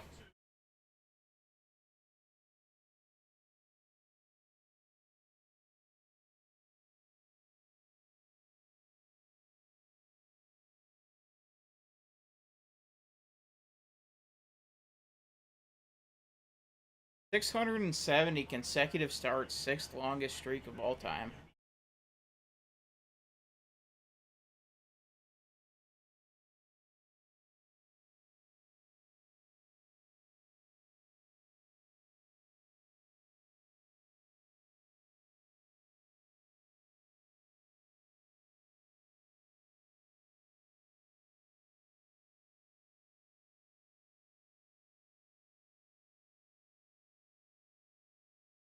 Well, yeah, Bass Pro fits the mold of Truex because Truex is a hunter, a fisher, and he's like a true woodsman, outdoorsman.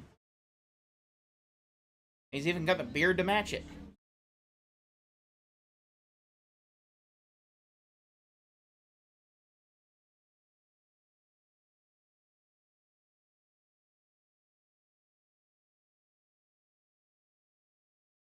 So interesting strategies going out. I mean, with an engine blowing like that in a spectacular fashion at a place like Daytona, I definitely want to go get some tires to make sure that I didn't run anything over and it not showing until you get up to speed.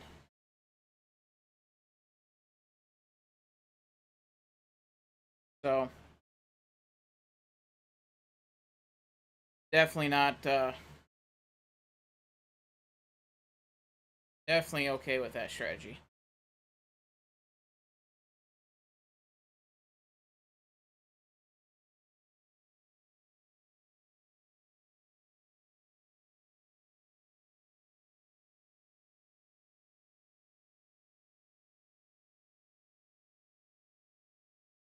I tell you what, Golden Corral has really gone downhill. Went there not too long ago. Oh, oh, months ago, and it was just like, eh, not exactly, not exactly what I remember. But it is what it is, I guess.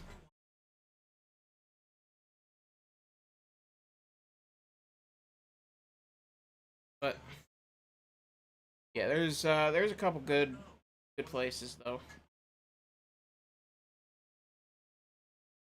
We've kind of lost the art of we as a nation has lost the art of good of a good place to go eat.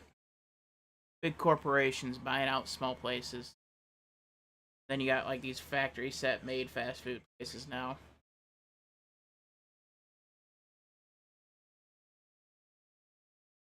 And it's just unfortunate.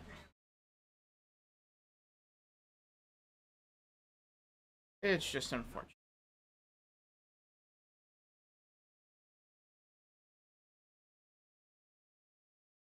So,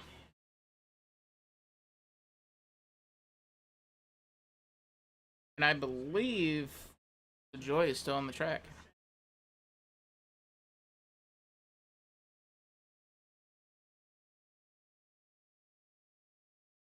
And I think Ross Chastain will be the lucky dog coming out in the next stage break.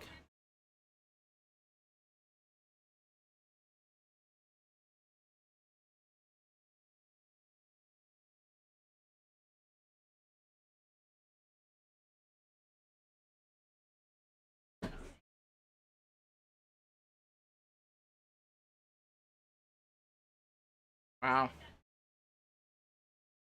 I don't want to hear a word about LSU, Blaine. I don't want to hear a word.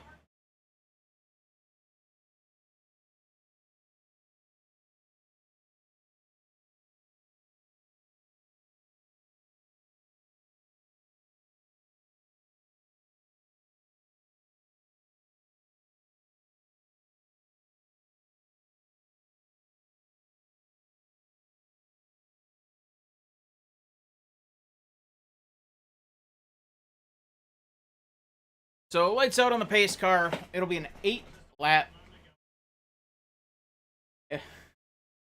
One of the crew members on RCR uh, helped LSU win a national championship in baseball.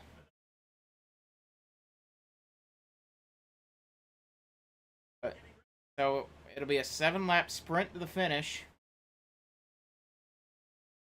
See how aggressive everybody is. And you got the best pusher of the night behind Larson. Blaney latched on to Logano.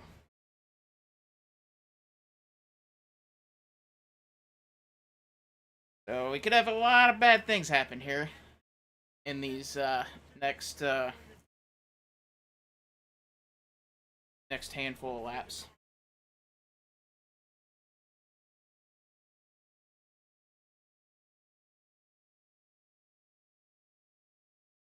Larson getting the help from RFK. 23 goes up to help the Penske's right in front of his teammate, the 45.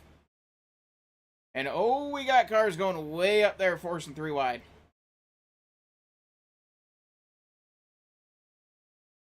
Bowman back on the track. Who is on the lead lap, I believe.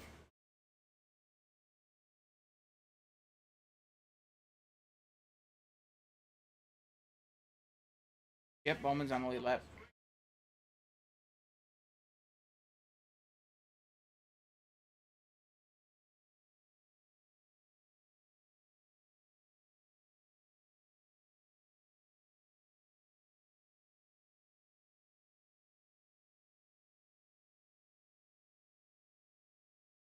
Try to go.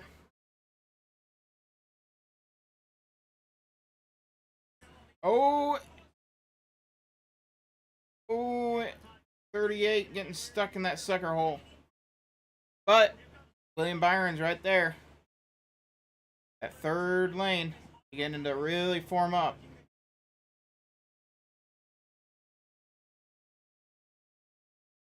The Penske's stay true to each other.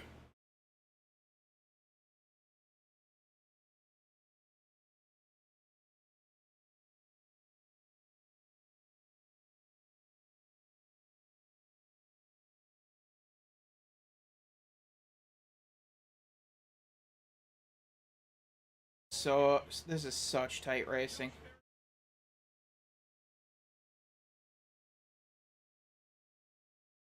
13th behind the leader. So Chastain, 28 points out.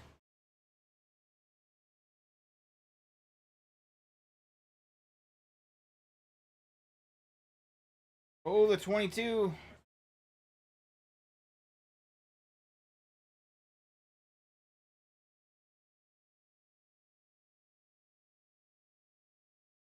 It is insane that you can be pushing the leader and be in 5th place.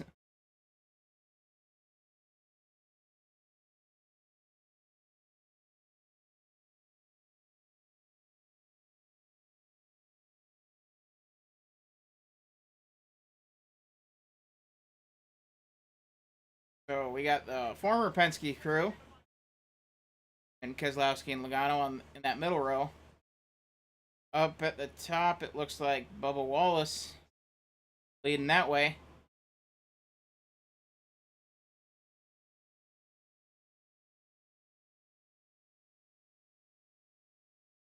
And it looks like the damage on the 5, it's not hindering him too much.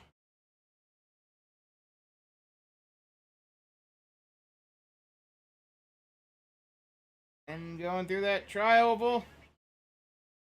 And pushing hard.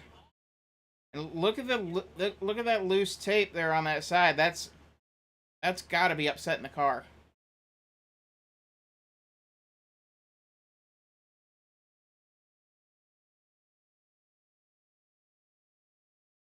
Oh, and that is a tight pack. Jumping all over the place. Logano is clear for a moment of the 5. But here comes the 5 making that comeback through around the inside. Keselowski jumping down to cut him off. But opens the door for Logano. Logano is not got his nose in there.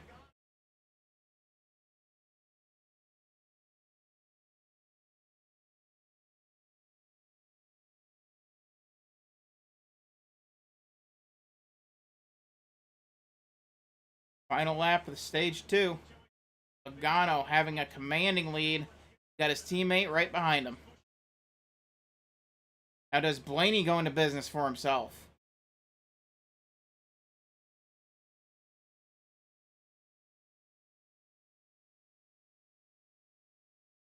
Keselowski goes way up. Blaney goes down to cut off Larson. Killing that momentum. Logano going up to cover off Keselowski. Keselowski trying to get there. And it's going to be Logano. Blaney finishing second in stage 2. Keselowski, Larson, Gillen.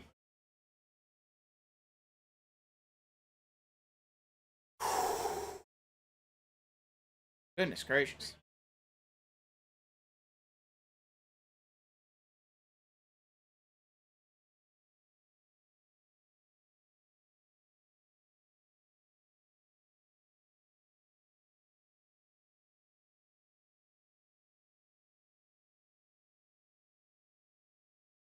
So we are set up for what'll be about a 59 lap sprint, 59 lap race to the finish. Assuming there's no cautions, but we all know there will be.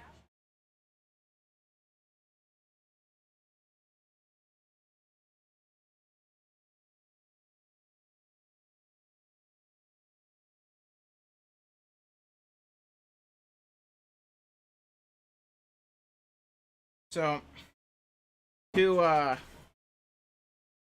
alright, let's see.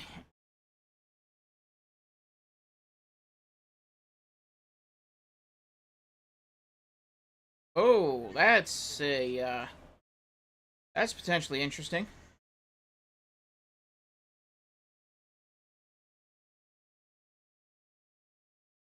The internet is down in the garage, and now they're all kind of confused on see if there's anything else. Look.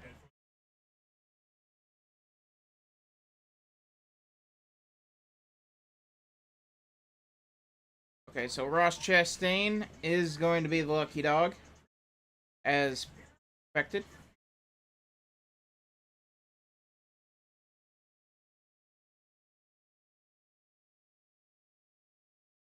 Oh, wow. Interesting stat here. This is Chase Elliott's first DNF since last August at Michigan.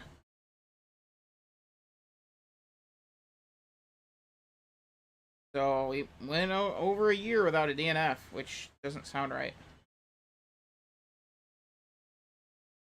And Tyler Reddick now has a 25-point lead, at least as of 38 minutes ago, over Chase.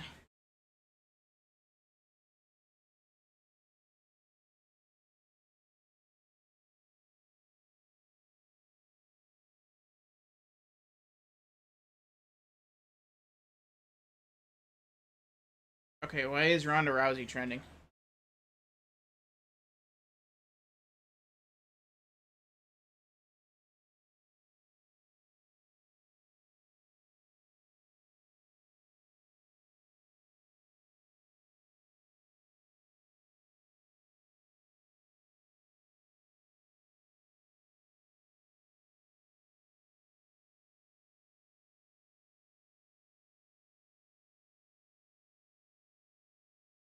Hey, more bots.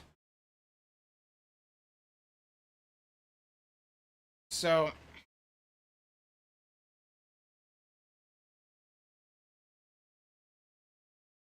the see what else is going on here. It's actually kind of cool.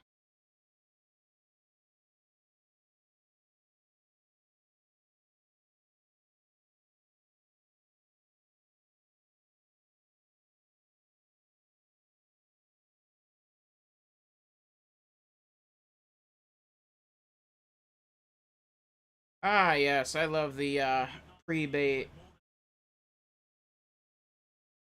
the pre what's it called? The instant SJW style. Oh, I'm not gonna have that. He isn't even an American. Who is this foreigner? Yes, we are well aware that he's not American. He's done cup races before. Like, come on now. And quite frankly, I think he's the best play-by-play guy in motorsports.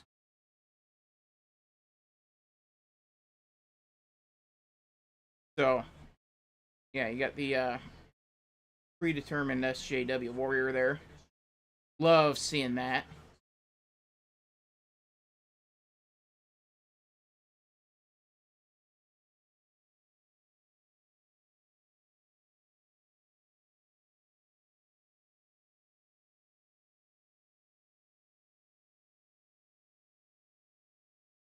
So, pit stops coming up here, and Keselowski staying out. I don't know if that's by design, but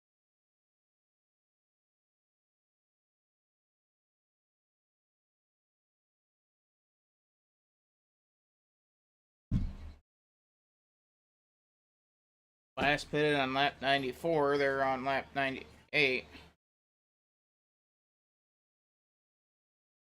So I guess these are the cars that didn't pit at that caution with 8 to go.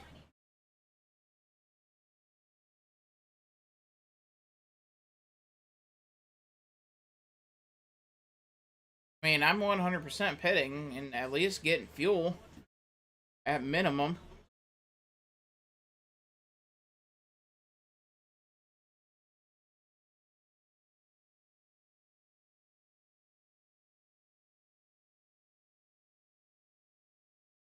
Okay, so it is by design for Brad Keselowski, which I guess is understandable. I mean, track position's not that important here. Not at this stage. I mean, we're gonna be going green with like 50, like 59, 58 to go. So it's not exactly super.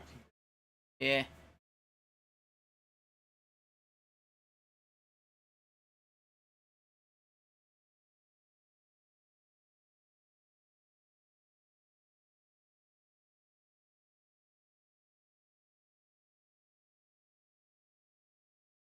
I hate commercials so much. So much. Let's see what the Winston Cup standings would be.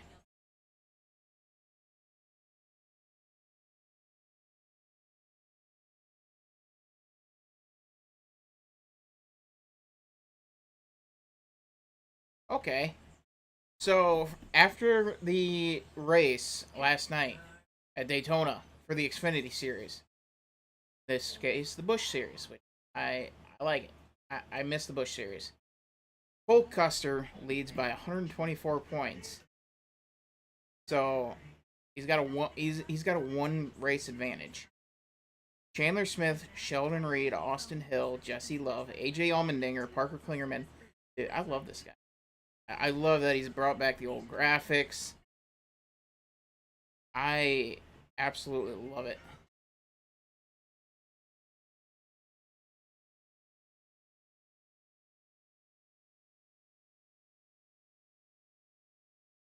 So let's see. So this is what the standings would be post Michigan, and obviously not until the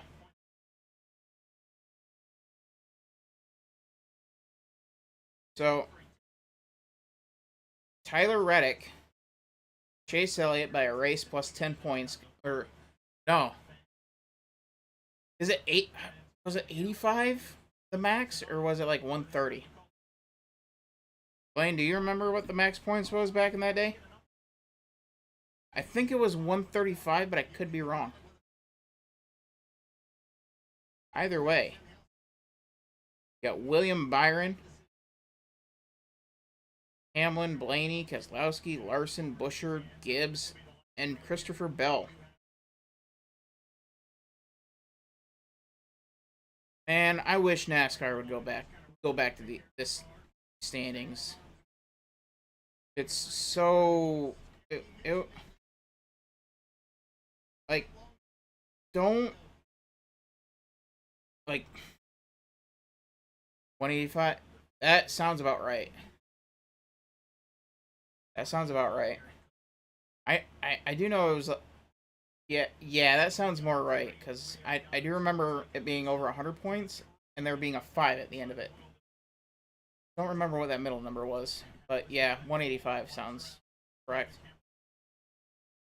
So we got Josh Berry and Michael McDowell leading us to the green.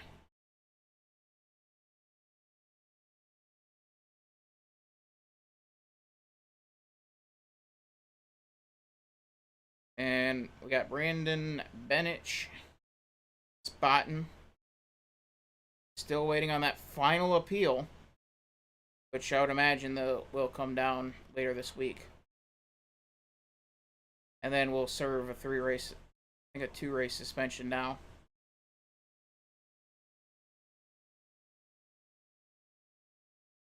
But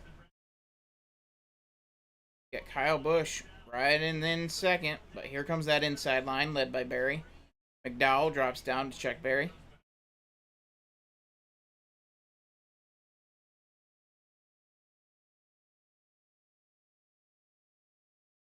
And McDowell jumping back up to cover off Berry, along with Berry checking off Kyle Busch. Justin Haley is at 51 on the inside, leading that pack. Cindric and Briscoe.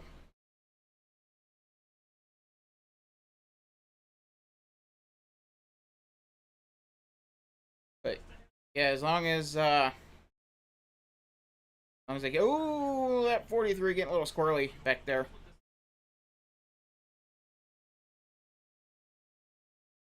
As Justin Haley gets his foot in the door, he's gonna be able to get around Berry, and now Justin Haley is that second place car, former winner here at Daytona, albeit in odd circumstances, but nonetheless.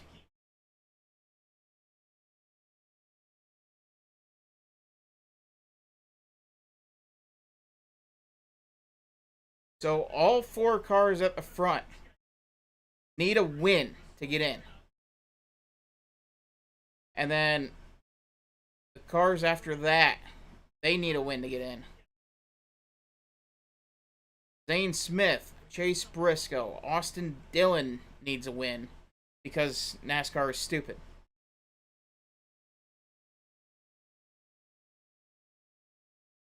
Busher, riding in 25th. Chastain, he's back on the lead lap. Not sure how much good he's going to do.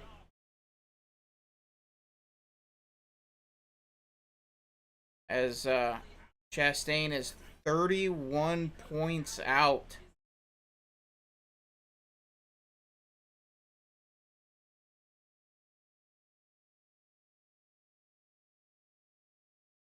And yeah, that with so yeah, that's with Michael McDowell winning the race. And really, of any of the top 5, it moves that cut line down a little bit.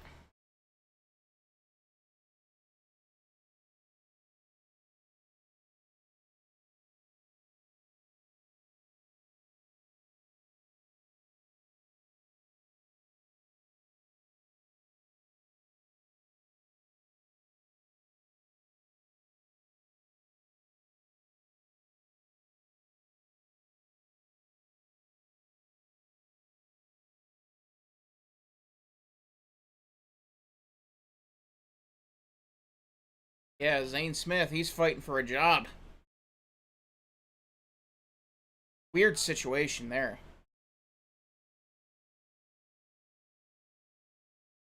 Oh, Barry dropping low.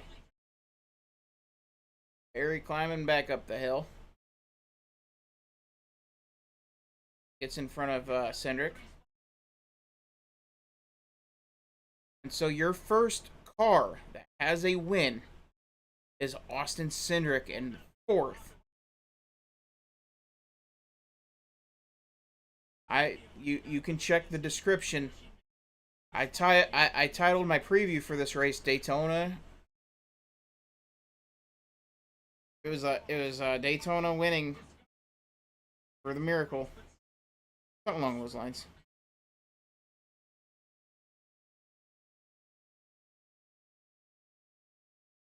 Oh,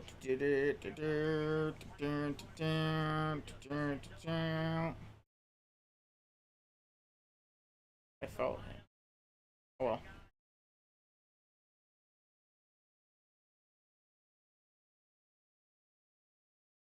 What in the world? Was I drunk when doing this? Holy cow.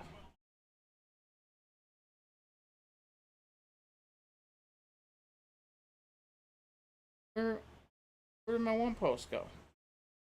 I know I posted it. I posted. I don't think I posted it. Oh doggone it!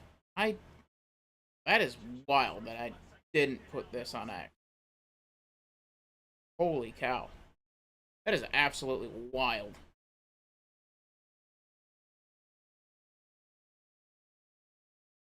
As it's in the description. You can check it out. Worked very hard on that article. Oh, things are changing. Oh, things are changing. Things are still changing.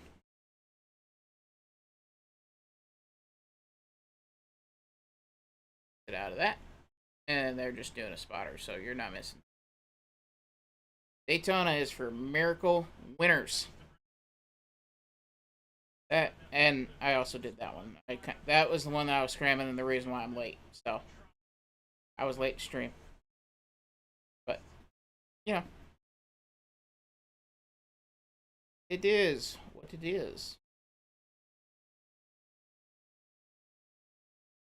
But yeah, that was just a straight up scramble job, quite frankly. I wanted to get something out before midnight, not knowing how long this race was going to be. So,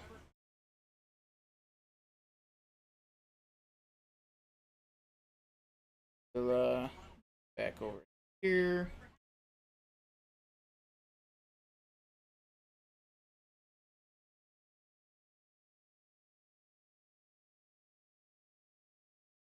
So we have 52 to go. Things are settling down, and they'll be fair. They'll be calm until we get to that last stint.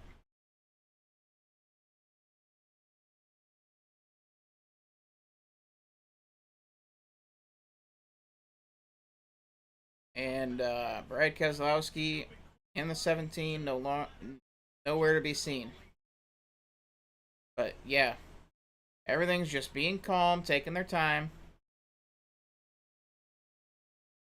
No need to rush it. Still have roughly 100 miles to go. A little over 100 miles to go. So save your fuel. Get ready for the pit stop. No need to get no need to get antsy yet.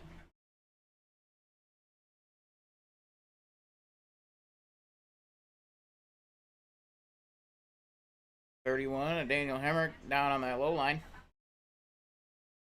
From the perspective of, I believe, Austin Dillon,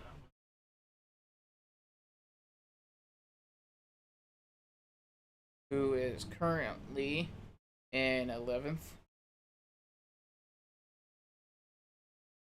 And it hasn't quite up yet.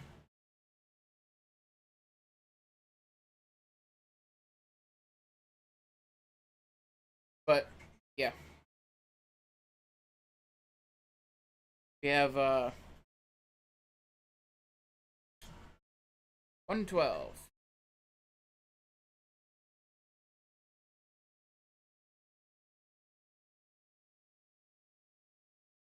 Yeah, everybody's just being calm, giving everybody space.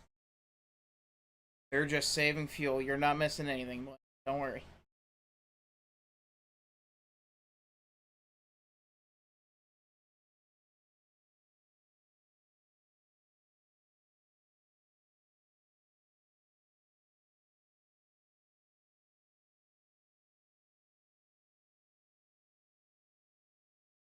The street race isn't in the playoff, though. I don't know. I don't understand that commercial.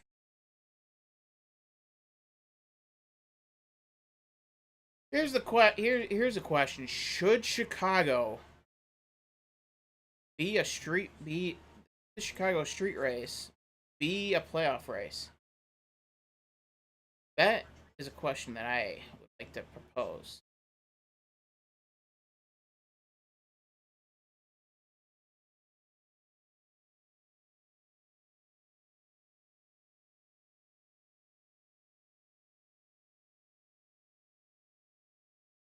Should Chicago be in the playoff?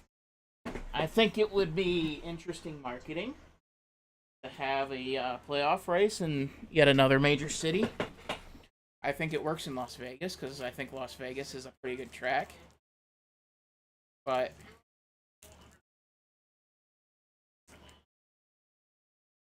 I would I would rather have the Glen be in the playoff. I don't not a big fan of the Roval. Not a big fan of the Roval, but like I don't hate.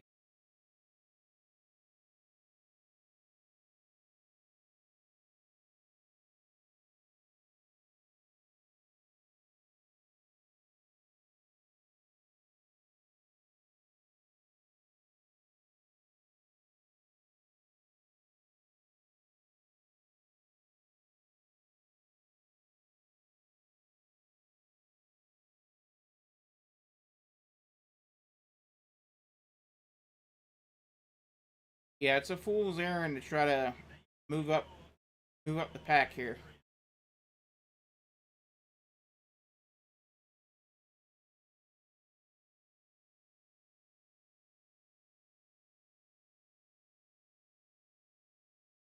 Although we are entering that fuel window.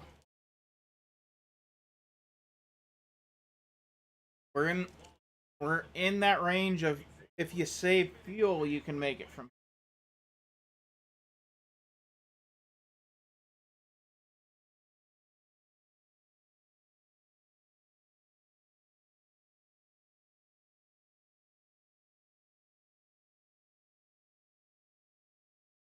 So right now, the place to be is about where Zane Smith is in 10th.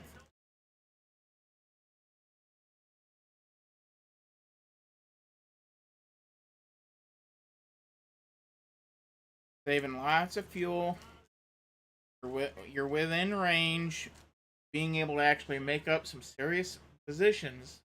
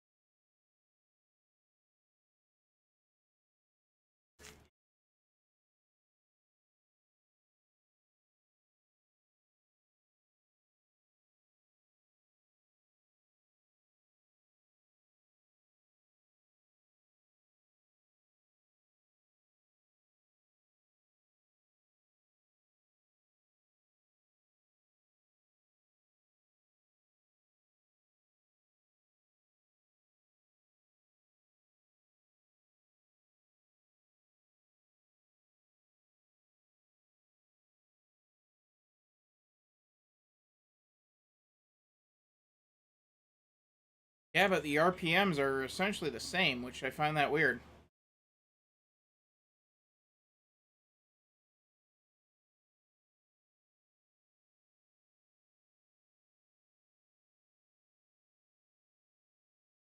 Hmm. Oh!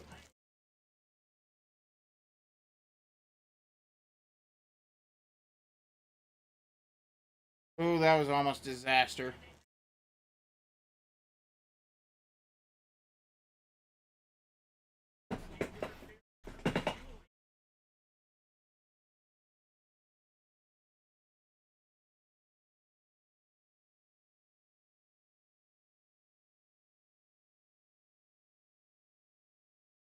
That was nearly a disaster. Right at the front of the pack, too. So now we're in that fuel window.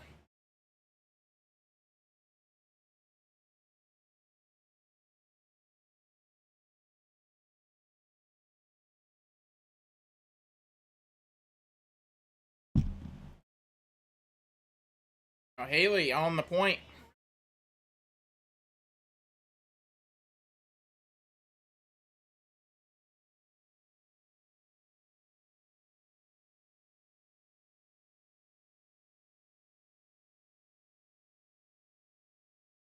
Justin Haley's led more green flag laps in this race than he did when he won.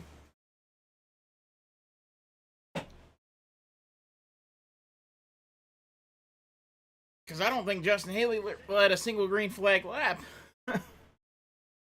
in that race.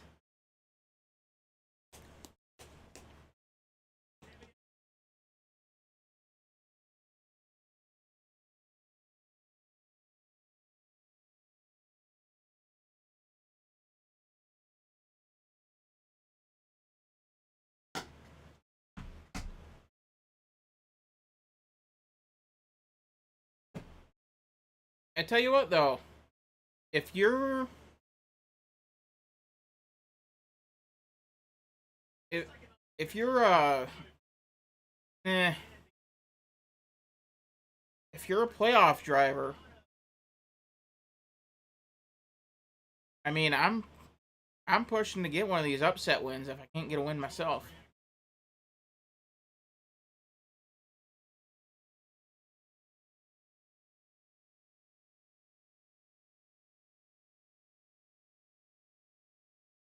Like, do you like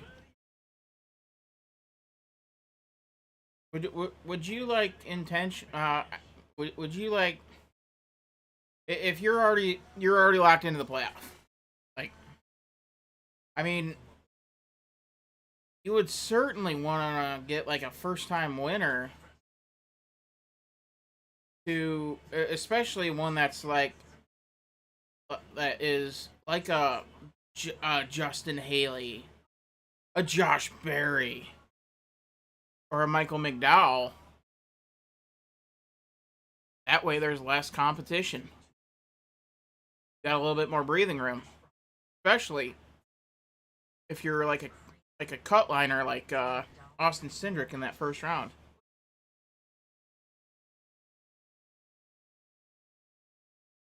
Like that's just me thinking out loud.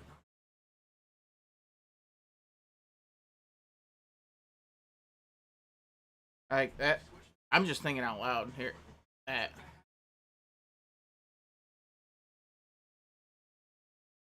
and you know what's wild? I continuously forget Ryan Blaney is the defending champion, and he's been largely irrelevant.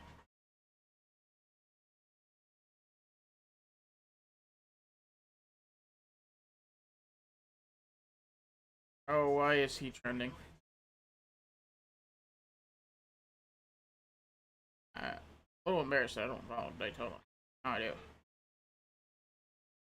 But again, who is saying that they don't like Lee Diffie? Oh, this guy, Patrick Nash.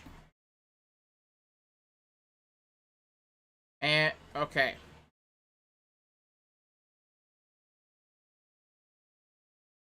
I don't like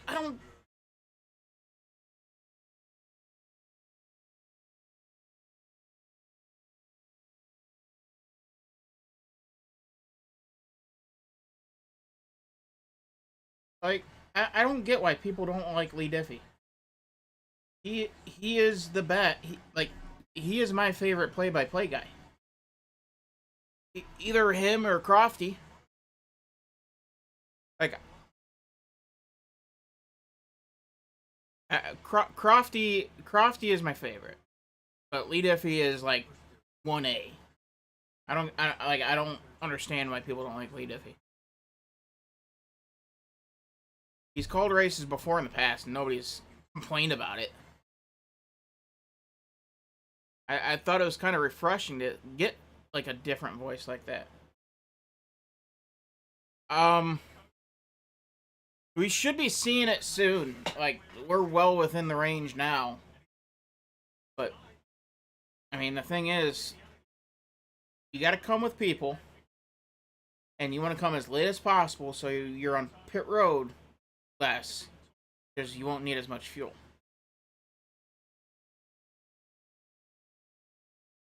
So we're pretty much it's gonna be the first to blank and see where a caution would fall.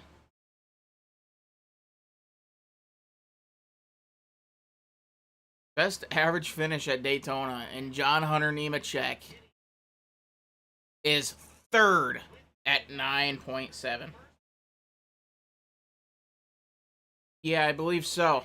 I believe you're about right.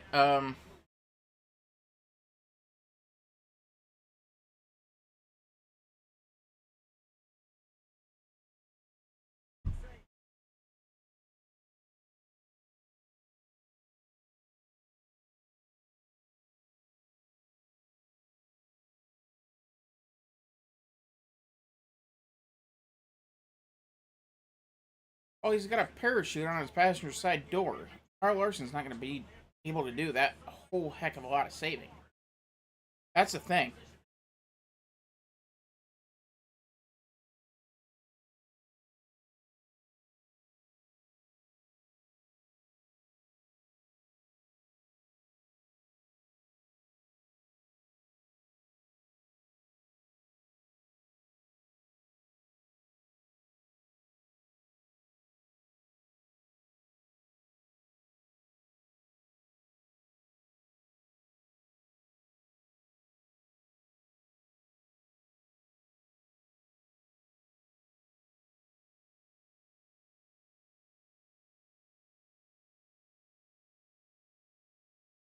They got to get rid of the digital dash.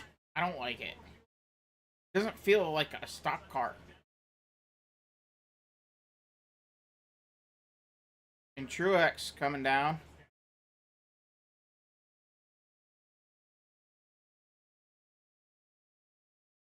And LaJoy might be trying to get up to speed, or he's just logging laps.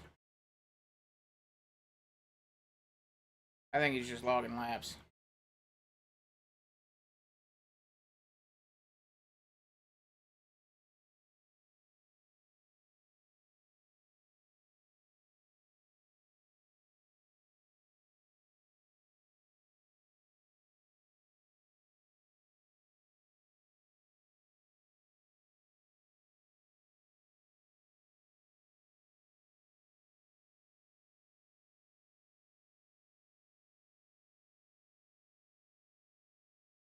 So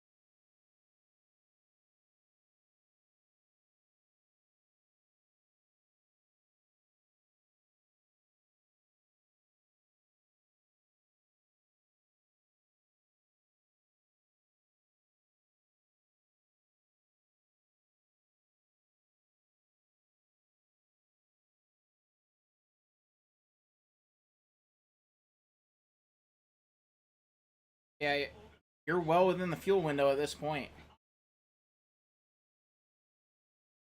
Thing is, like getting to pit road is going to be treacherous for those cars that are side by side.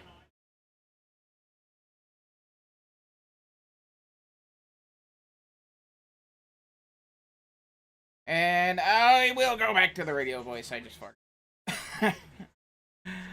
And so, I mean, you're not missing much. They're all in line at the top, logging laps, saving fuel. Nobody of importance comes down this time around. You said 20 to 25, so we still got a few more laps yet.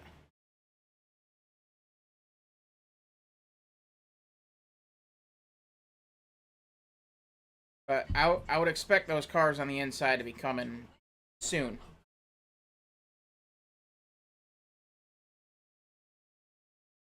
The thing is, according to the raw feed, you got to be sitting seventh or better. Because point .8 is the magic number over here. Point .8 is the magic number. And Michael McDowell's sitting right at that cut line. Logano's close. But yeah, point eight's that magic number. Everything tightens back up.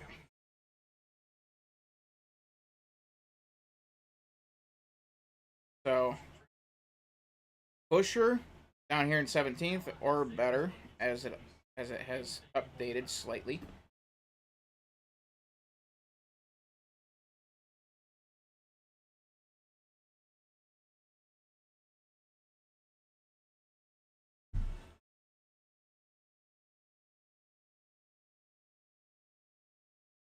And nobody comes down this time around. Everyone's still forging ahead. And I question how much Larson can save because of the damage on that right side. With the ever so slightest fluttering of loose Parabon tape, whatever it is.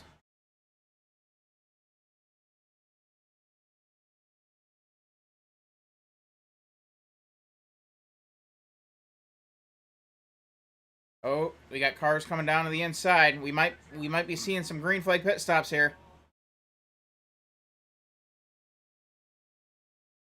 I thought I saw hands coming out the window. Let's see. Nope. Nobody's coming down. But a large contingent of the leaders have come down.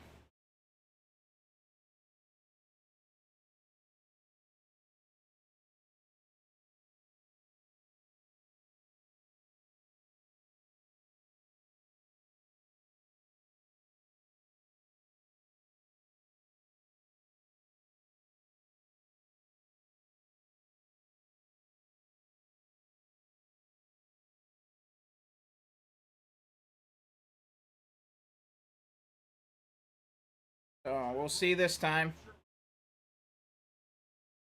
Do we see takers this time around? I don't believe so. No takers.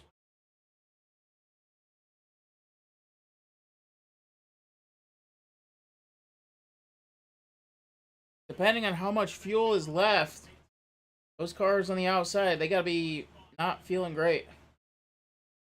Because you're trapped. You are trapped up there.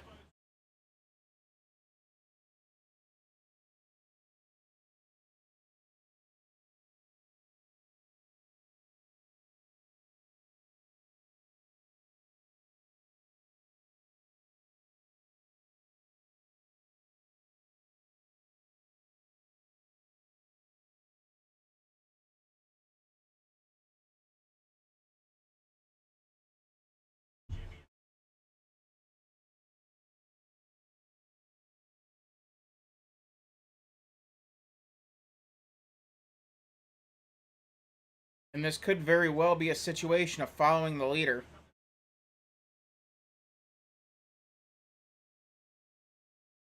Because everybody's going to have to check up for Truex.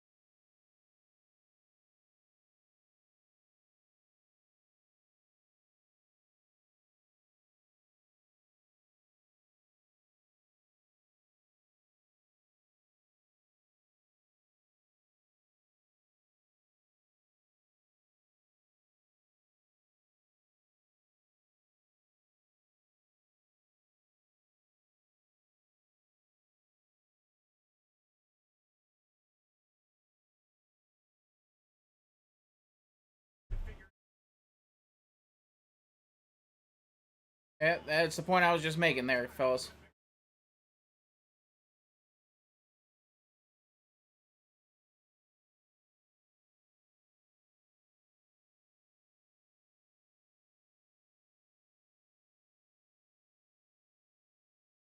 All right, so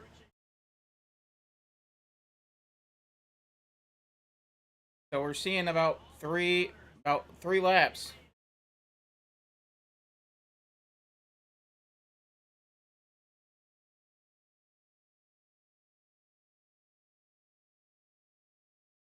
Like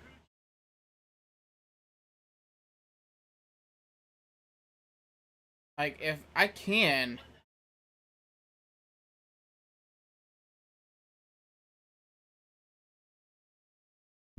I wish they would show the spotter stand. Everybody's scrambling around trying to tell everybody when they're coming in.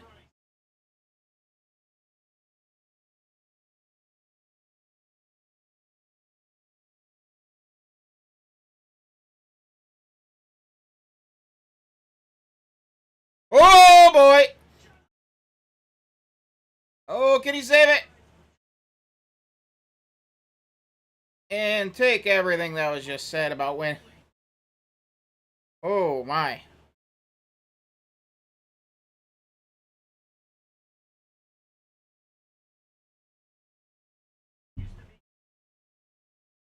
That was almost very.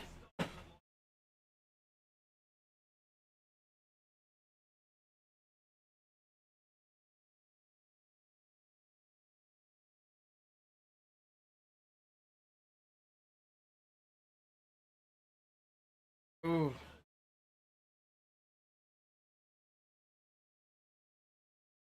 Yep, just a bad push by Larson. Just slightly off center, pushing him in the bad spot.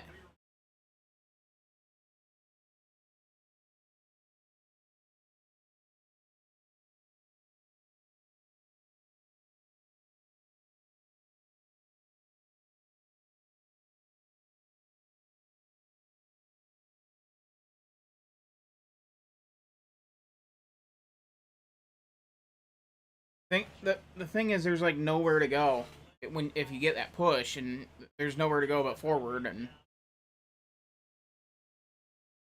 I mean, there's just not much Larson could have done. It's just something that tends to happen at Daytona.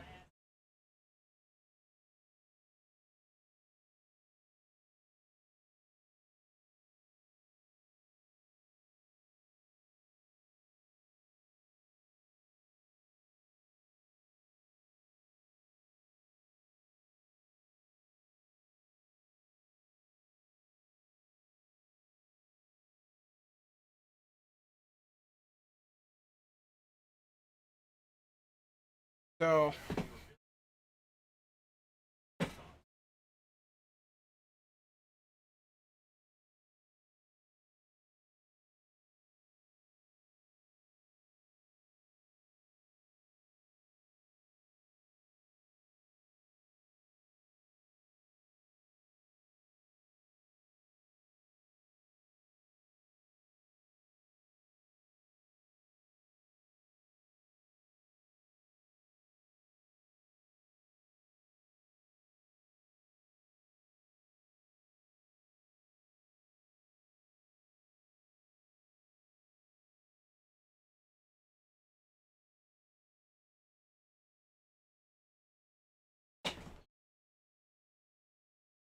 I would imagine 2 to 3 seconds. Got some getting some of the tire changers getting warmed up.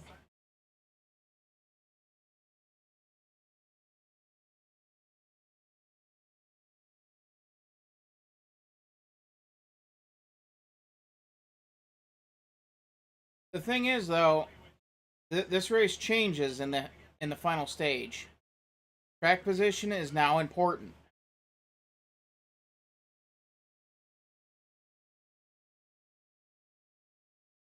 Track position is now important. So, because there's going to be nowhere for you to go to be able to slice your way up the field. Because it's gonna be it's going to be three wide these last 15 laps or so.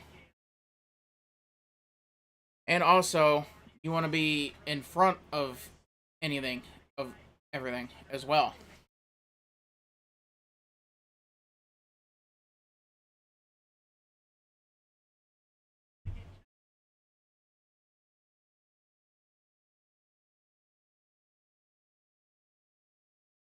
So, here we go.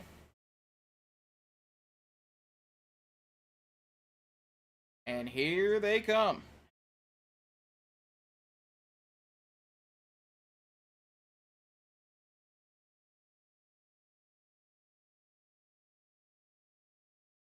And Larson 2.8 seconds of fuel. Cindric 2.2. 3, 4.2 seconds. He's going to lose the lead, and he's going to be dropping back to 6th. 5th.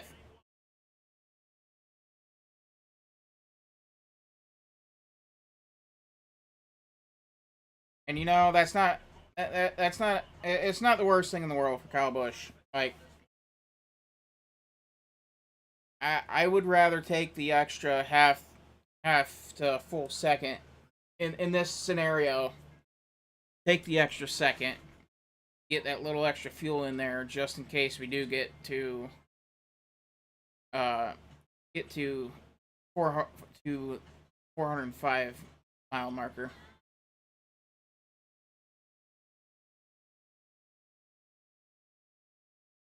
Because just one overtime, it is adding 5 miles of racing.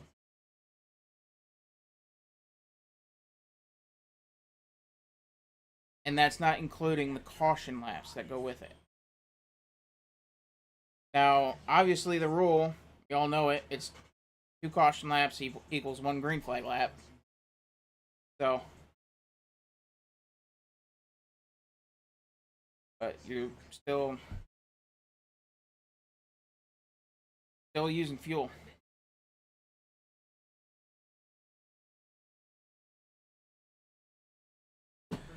So once this all cycles through,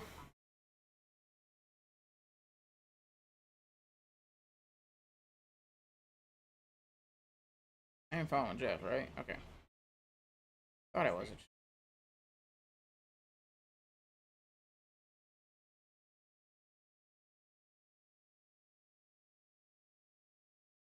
So, no new information. Do what old Parker said. Uh,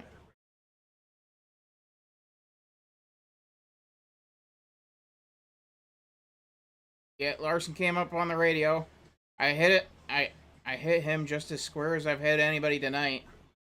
I don't know why it turned left.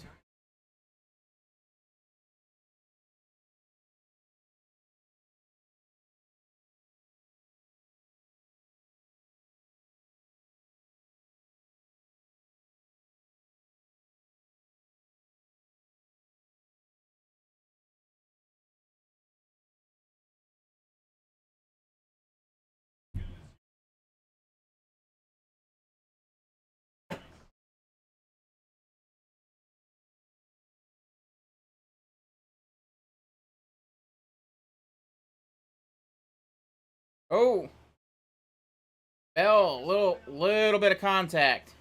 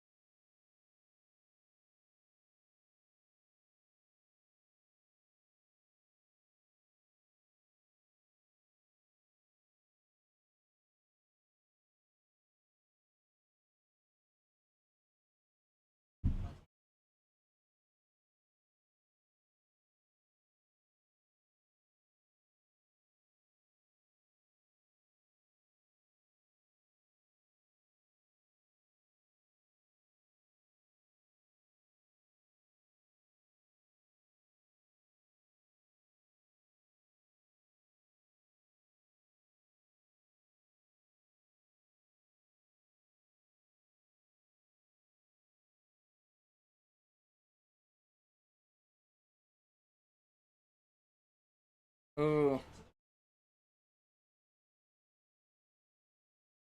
overtime gonna be troublesome for the 5.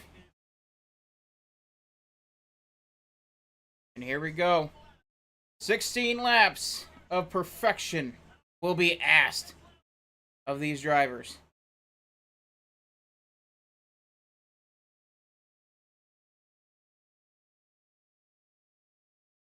Here we go. They push, push. Got a tight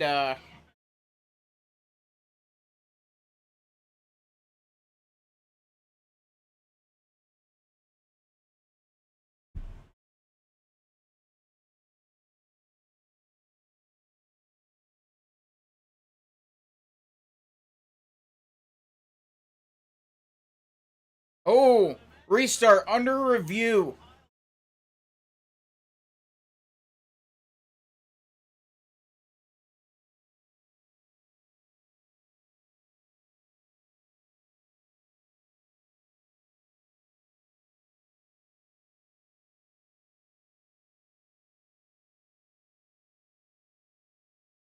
And a penalty to Brad Keselowski. It will be a drive-through.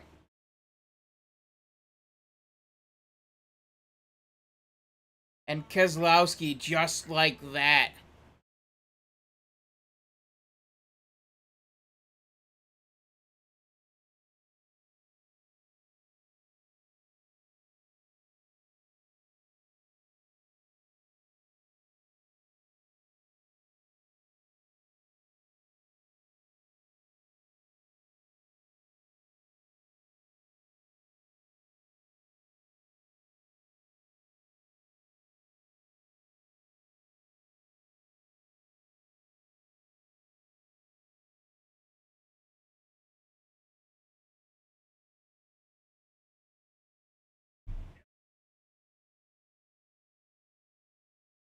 And yeah, Blaney was the control car, and Kozlowski went. I mean, it was close.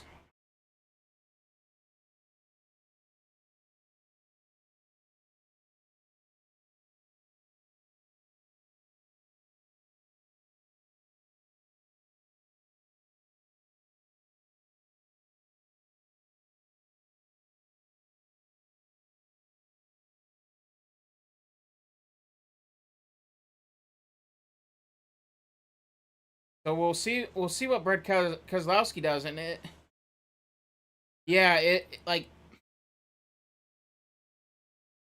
it is so close to the end of the restart zone anyway. But that's exactly why you see at all these tracks.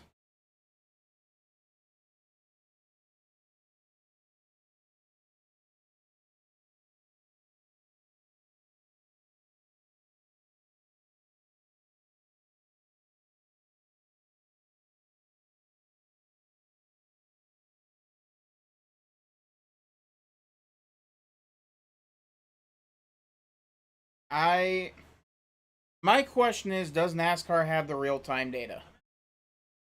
If NASCAR has the real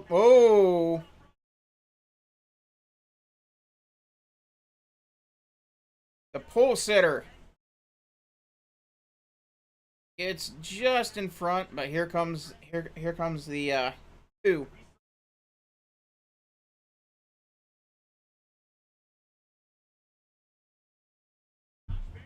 Josh Berry leading the outside lane there. Keep an eye on them. They're going to get the most momentum going down the backstretch.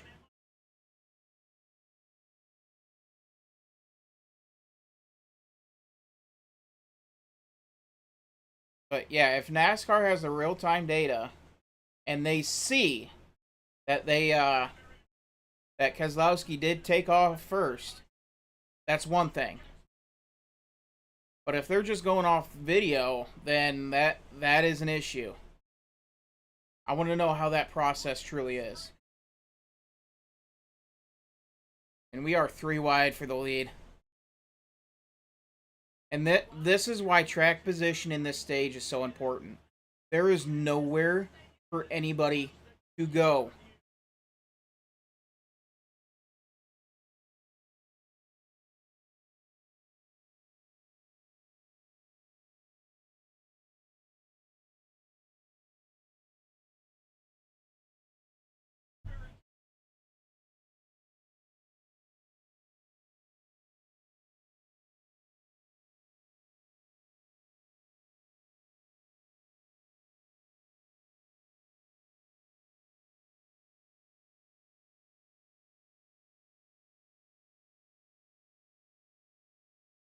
Oh, here comes the right.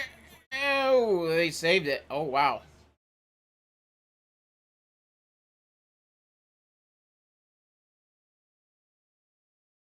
I actually believe it this time, Blaine. I actually believe it. There it is. Oh, 34 on his door. Larson, Wallace, Justin Haley, Byron going through the grass. We'll see if he hit anything.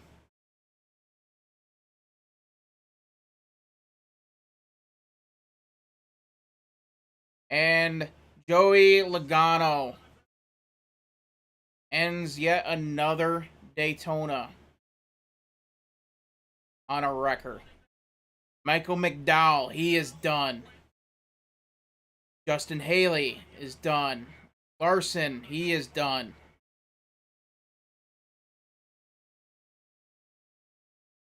We'll see what happened.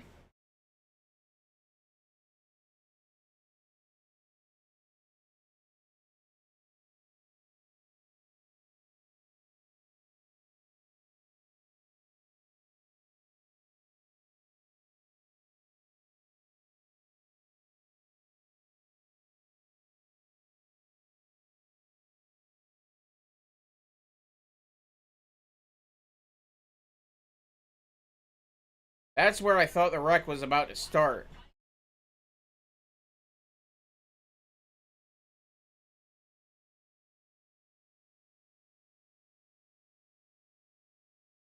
then all hell breaks loose.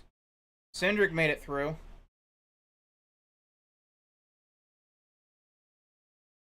And oh, Bowman almost made it through. The 45 is in it. Looks a little bit of damage to the 24. See how much Kyle Busch got through. Blaney's got a little bit of damage. I think the 20 made it through.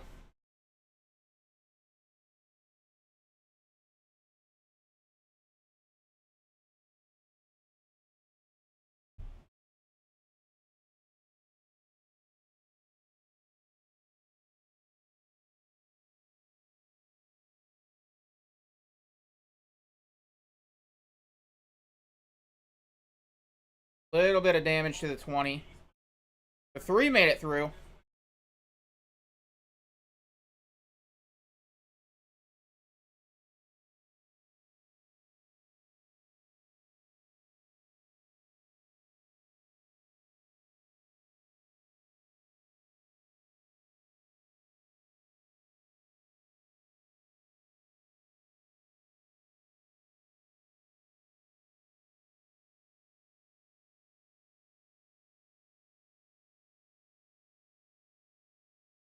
So now we got, okay, so it has updated. And now we have Austin Cindric, Josh Berry, Kyle Busch, Christopher Bell, Austin Dillon, Zane Smith, Todd Gilliland, and William Byron. Harrison Burton, Austin Hill, Parker Retzlaff. So it's not, I don't think it's completely updated again.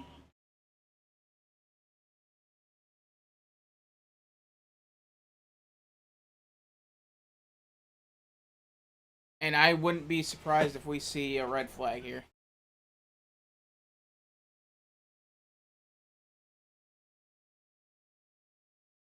Busher involved.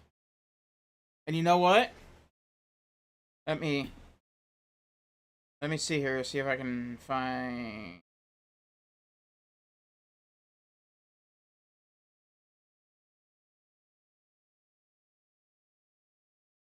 Where is he? Where is he? Where is he? I.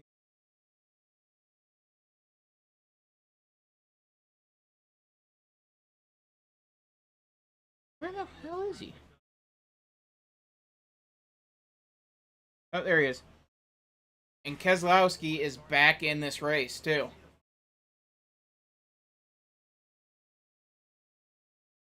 So Keselowski, he's going to benefit because he's going to be moving up, too. I believe. No, well. He's probably going to move up a few more spots because got people that's got to repair some damage.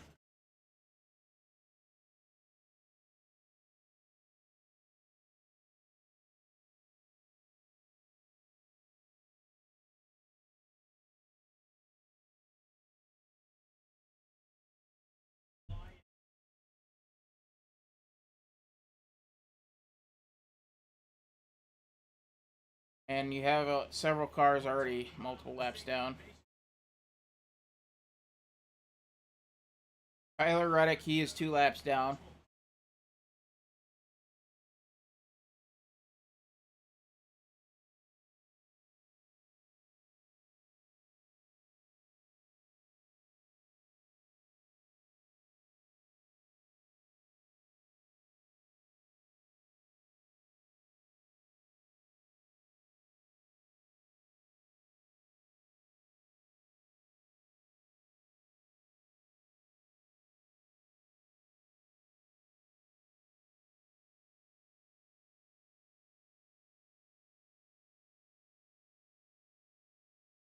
These are so cool.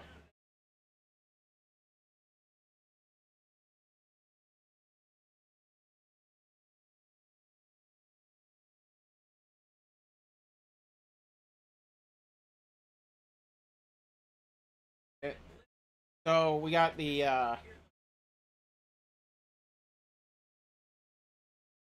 but yeah, I mean, we have so Keselowski is back in this race.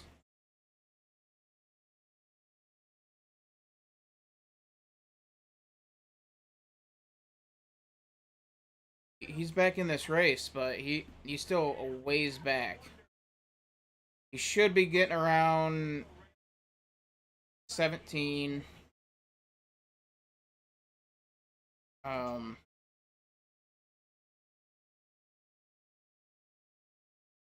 Blaney has Blaney come down yet?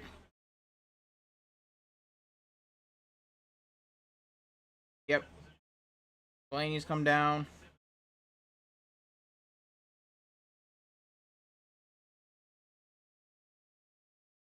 Bubba Wallace, he's come down.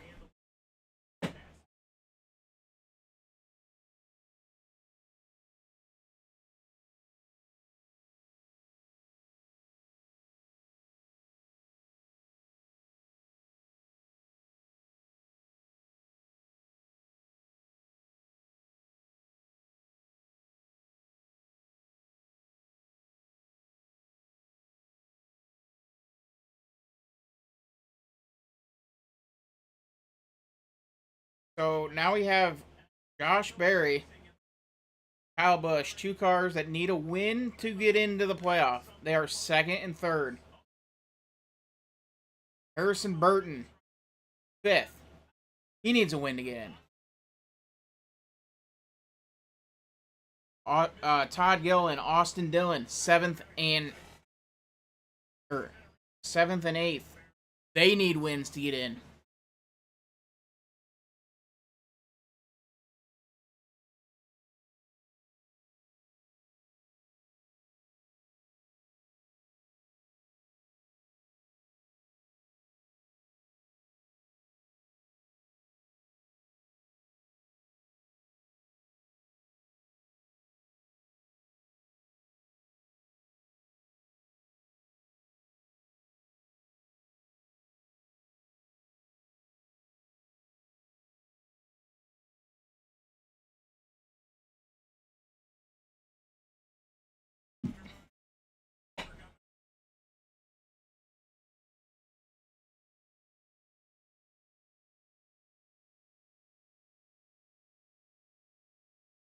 Is the only path for all these drivers up towards the front.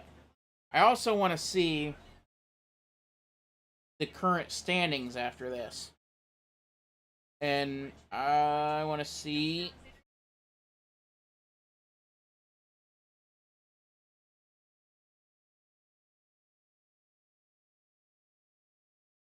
Okay, so Bubba Wallace, he's still on the lead lap. Ross Chastain is only a few places behind, still on the lead lap. And then Chris Buescher, he is still on the lead lap as well. And then I think Ty Gibbs. He's like fairly safely in. He's 13th.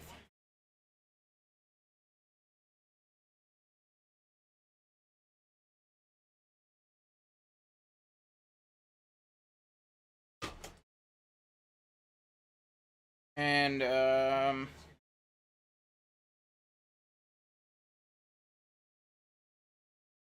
so are we getting the choose? Lights are out on the pace car. Cindric to the inside, Barry to the outside.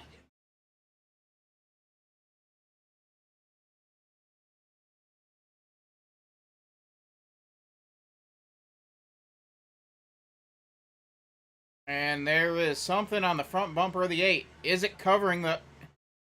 There's something on the 8. Is that covering the grill?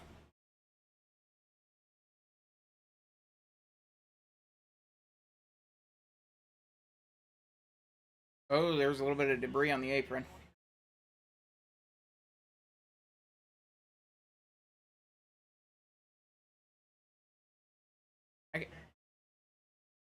I don't know if that's the glare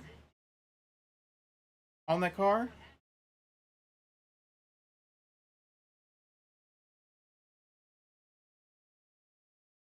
So we're just going to ignore what was on the front of the 8 car. Okay. Very well.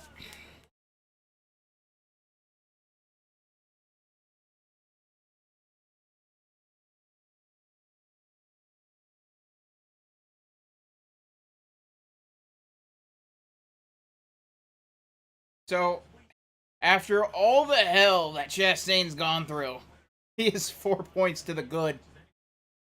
And that car is put together with scotch tape and chewed up gum.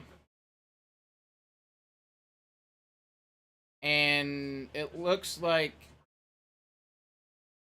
Truex will clinch a playoff spot once the checkered flag waves here at Daytona. Assuming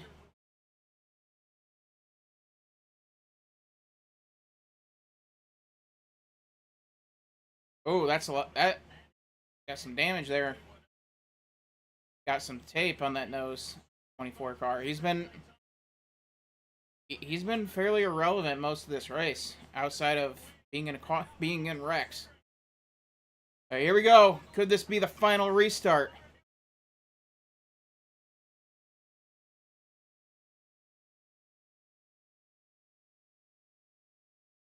Free to go.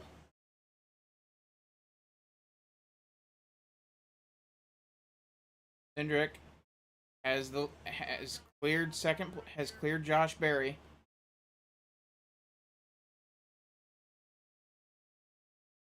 And all the cars just trying to stay in line. Oh, Sparks.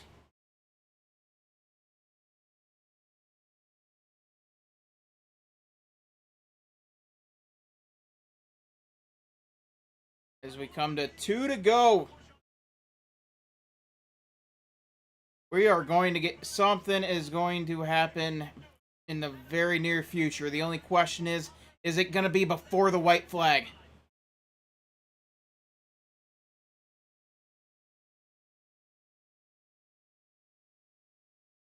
Oh, there we go. There it is. Oh, and oh my God, Barry's on his lid. Oh, Jesus Christ. Oh my God, he hit the inside wall upside down and he is spinning on his lid. Oh my God. That was a hard hit. Upside down.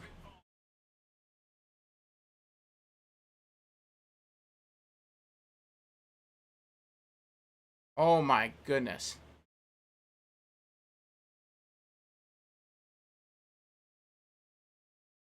Oh my God.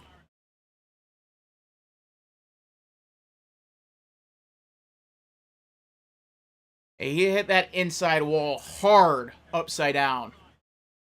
And I know these cars are safe, but they're not designed to hit walls upside down like that.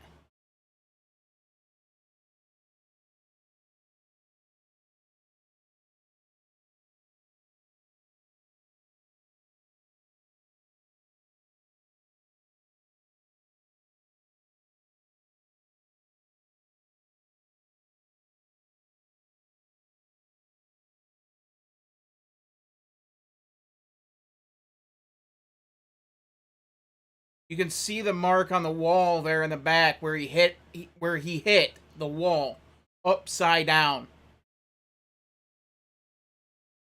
Red flag is out.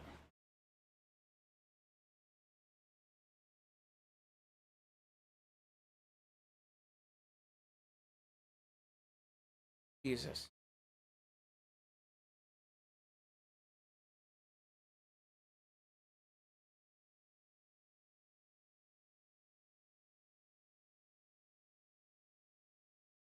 Jesus.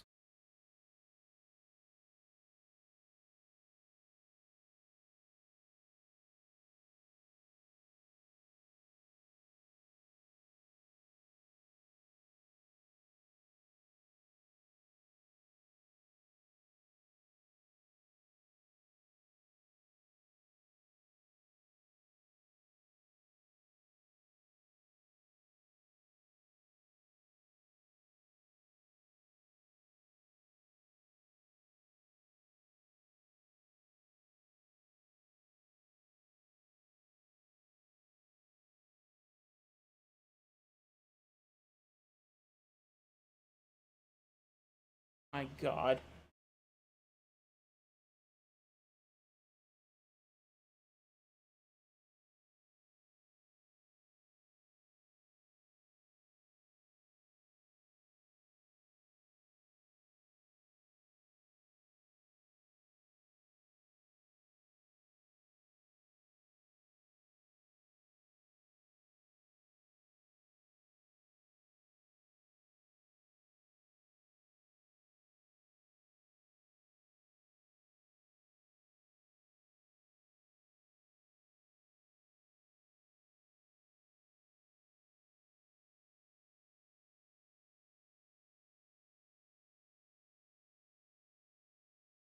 And there he goes. He's good. Oh, goodness gracious.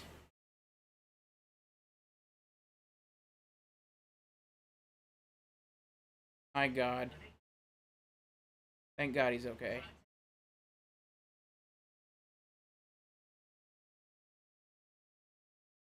And same as last week with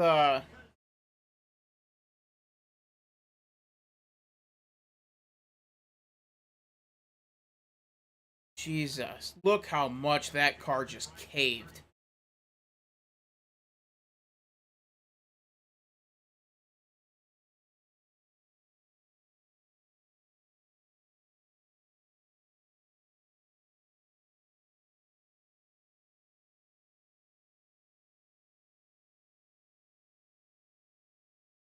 My goodness.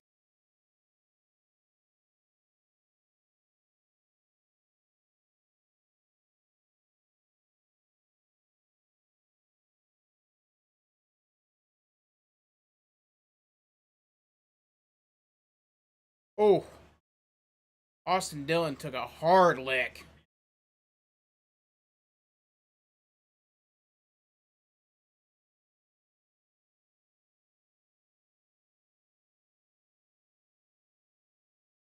I don't even I don't even know who else was in, in that wreck. Um, Obviously Cindric, Byron, Austin Dillon. But yeah, just like last week at Michigan, that car did not get fully turned around. And that is what is causing that car to come up. That flap has not come doesn't come down. That back that back flap, as Letarte explained earlier with the McDowell rack, that back flap never came up. Therefore, the flap in the diffuser never came down as well. And that's something that NASCAR needs to seriously look at. Because in order for that back flap that is attached to open up, it's got to be completely around. You guys remember Corey LaJoy? That car was not completely turned around. It was kind of sideways a little bit, just like here. And that NASCAR needs to take a look at it, and we saw it with Ross Chastain in the green white checkered. Once the car got completely turned around and that back flap was able to deploy, that car slammed right back down to earth.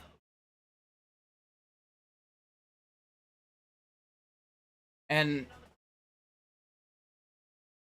but yeah, NASCAR needs to look into that.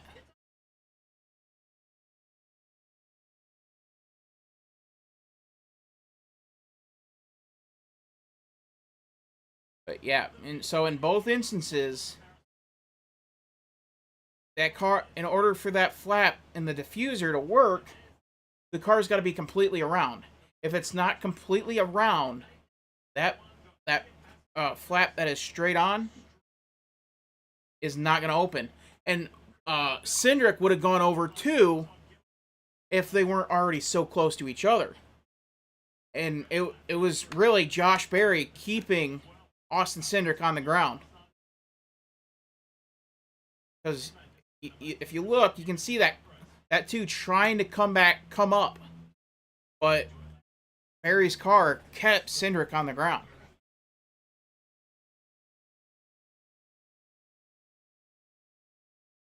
So it if Cindric wasn't if they weren't so close together and there was a little bit of space between them, Cindric would have gone around too, gone up and over too.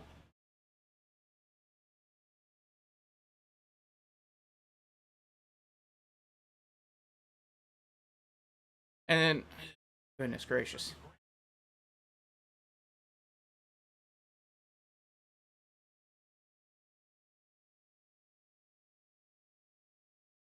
So we're okay. So we're back. We're back under caution. We've been upgraded to the caution, and so we will get overtime in the NASCAR Cup Series race at Daytona.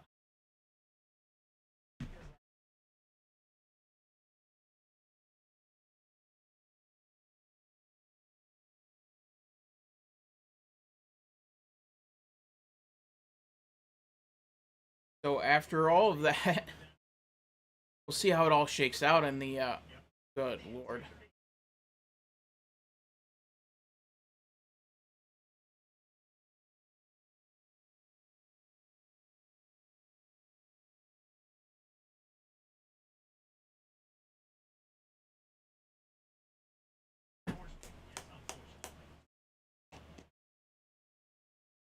But yeah, I mean that car's got to be completely turned around in order for it to stay on the ground.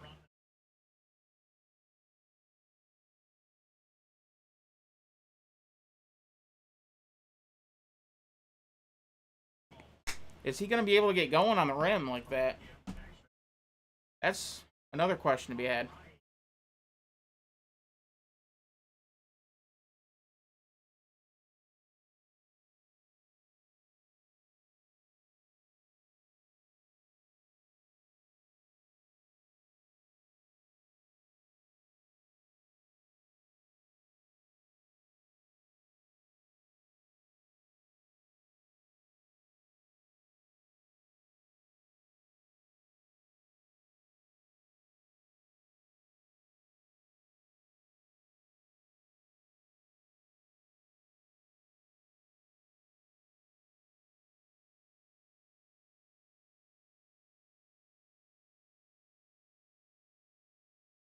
But yeah, look, yeah, that back flap comes up.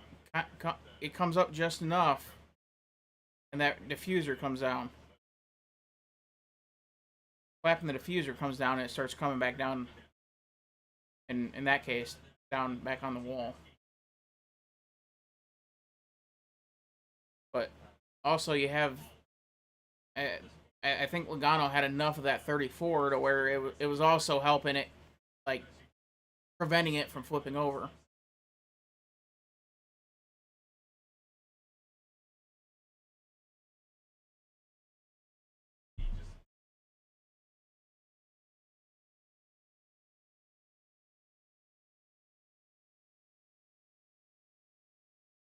So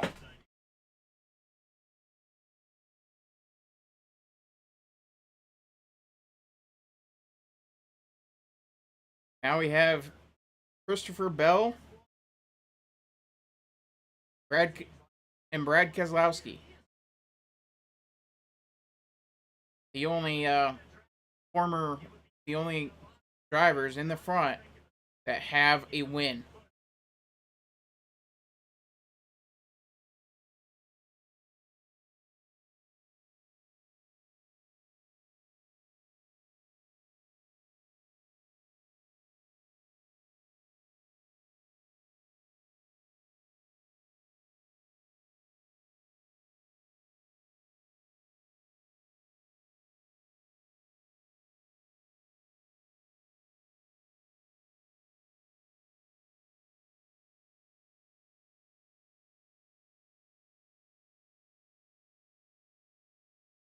So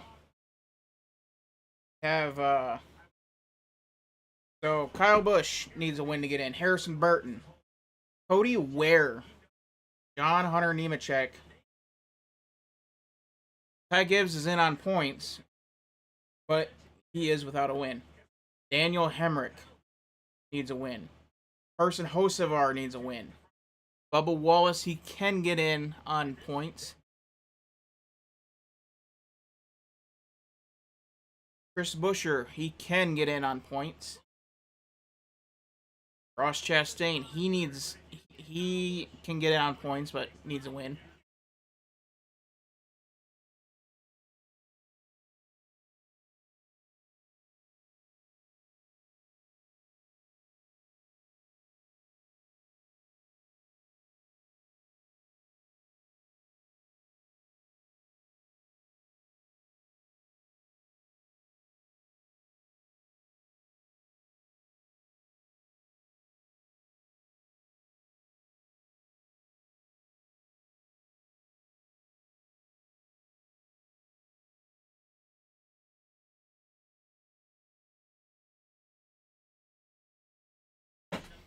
Oh.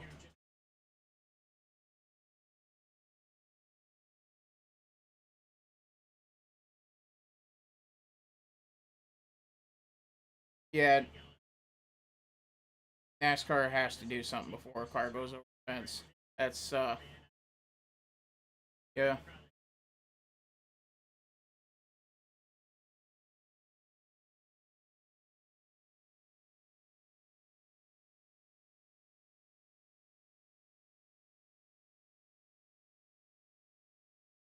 Yeah, that.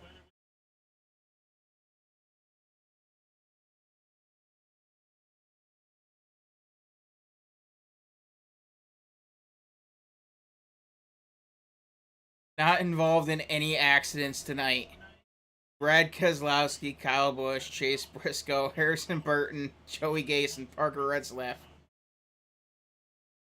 Good lord. 6 cars. That's only because that's only because Joey Gase can't keep up with anything.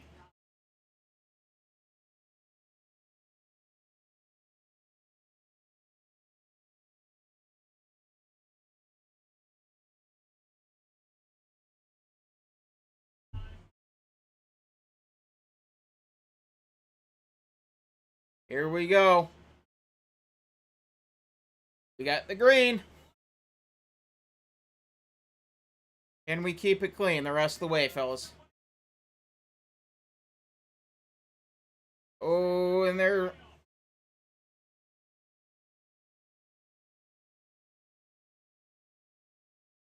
Kyle Busch is fighting that car. Oh, Cody Ware up towards the top. Bell pushing Busch with everything he's got. Here comes here comes Harrison Burton. Ooh, that's a pretty big gap. The top line's gonna get a big run here. Busch goes up to cover.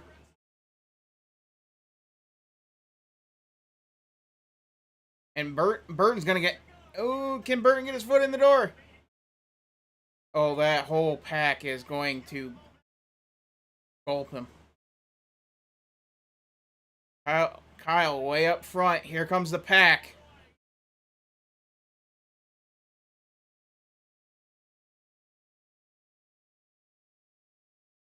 Bell trying to go, looking for the inside. Harrison Burton getting a huge push from Retzlaff. Oh my goodness. And Harrison Burton, the leader.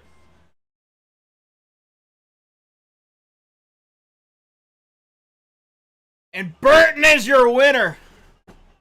Oh my goodness. Harrison Burton.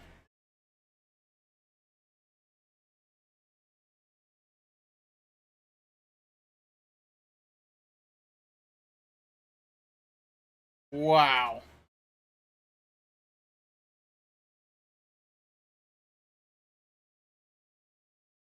Wow.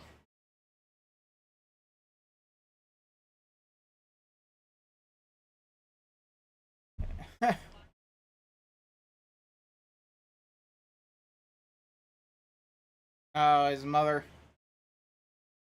Elated Jeff. He's fighting back tears. Burton getting his first career win. And that is the Wood Brothers 100th Cup win. Oh my. Good on the Wood Brothers. Oh my goodness. I forgot about that stat.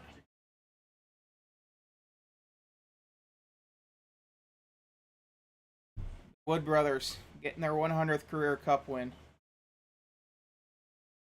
at the World Center of Racing. You got number 98 here at Daytona with Trevor Bayne. They got number 99 with Ryan Blaney at Pocono. And now race 100 at Daytona.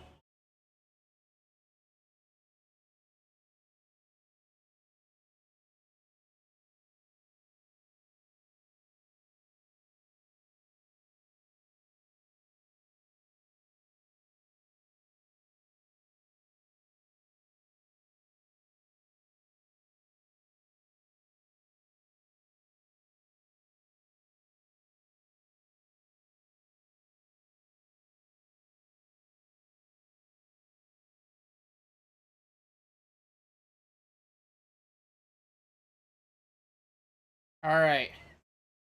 Whew. I got a little nervous there. I thought NASCAR was going to do something stupid.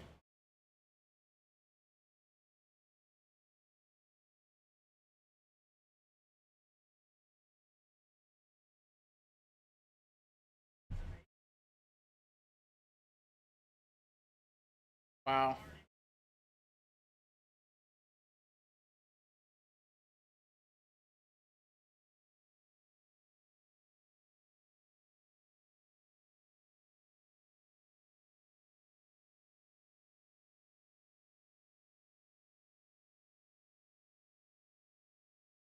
Wow.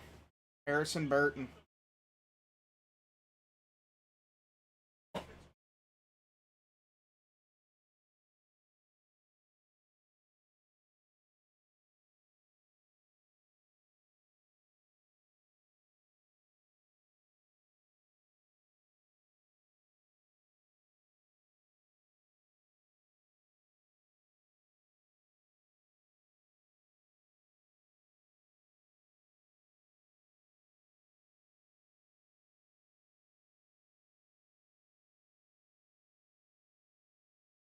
That was a cool moment.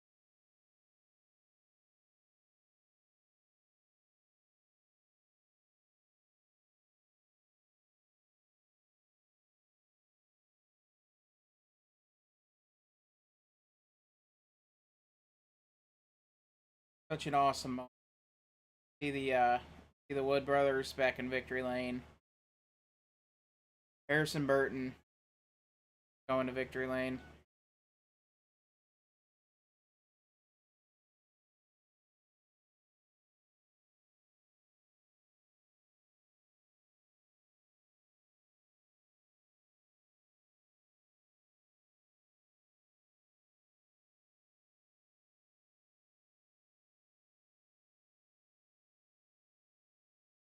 Absolutely incredible.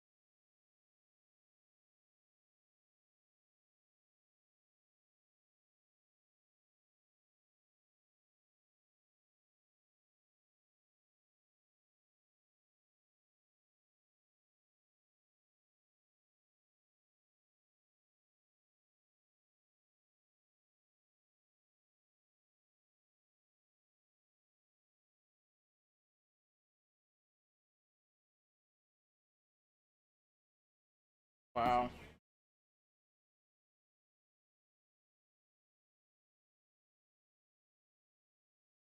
Leonard raced.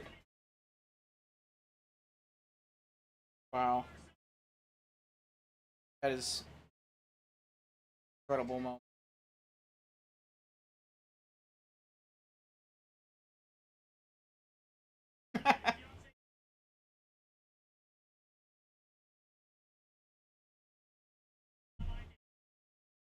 Wow.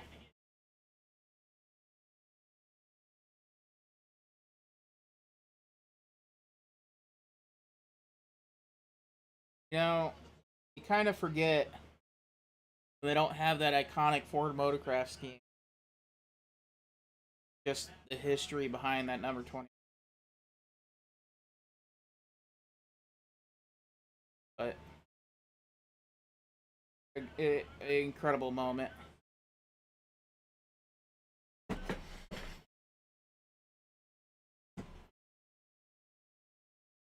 All right.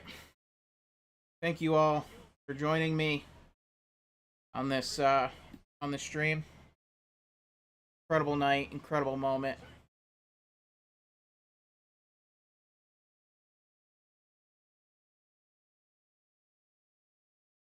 Thank you all for joining me. It's been a pleasure, and we'll see you tomorrow morning for the Dutch Grand Prix.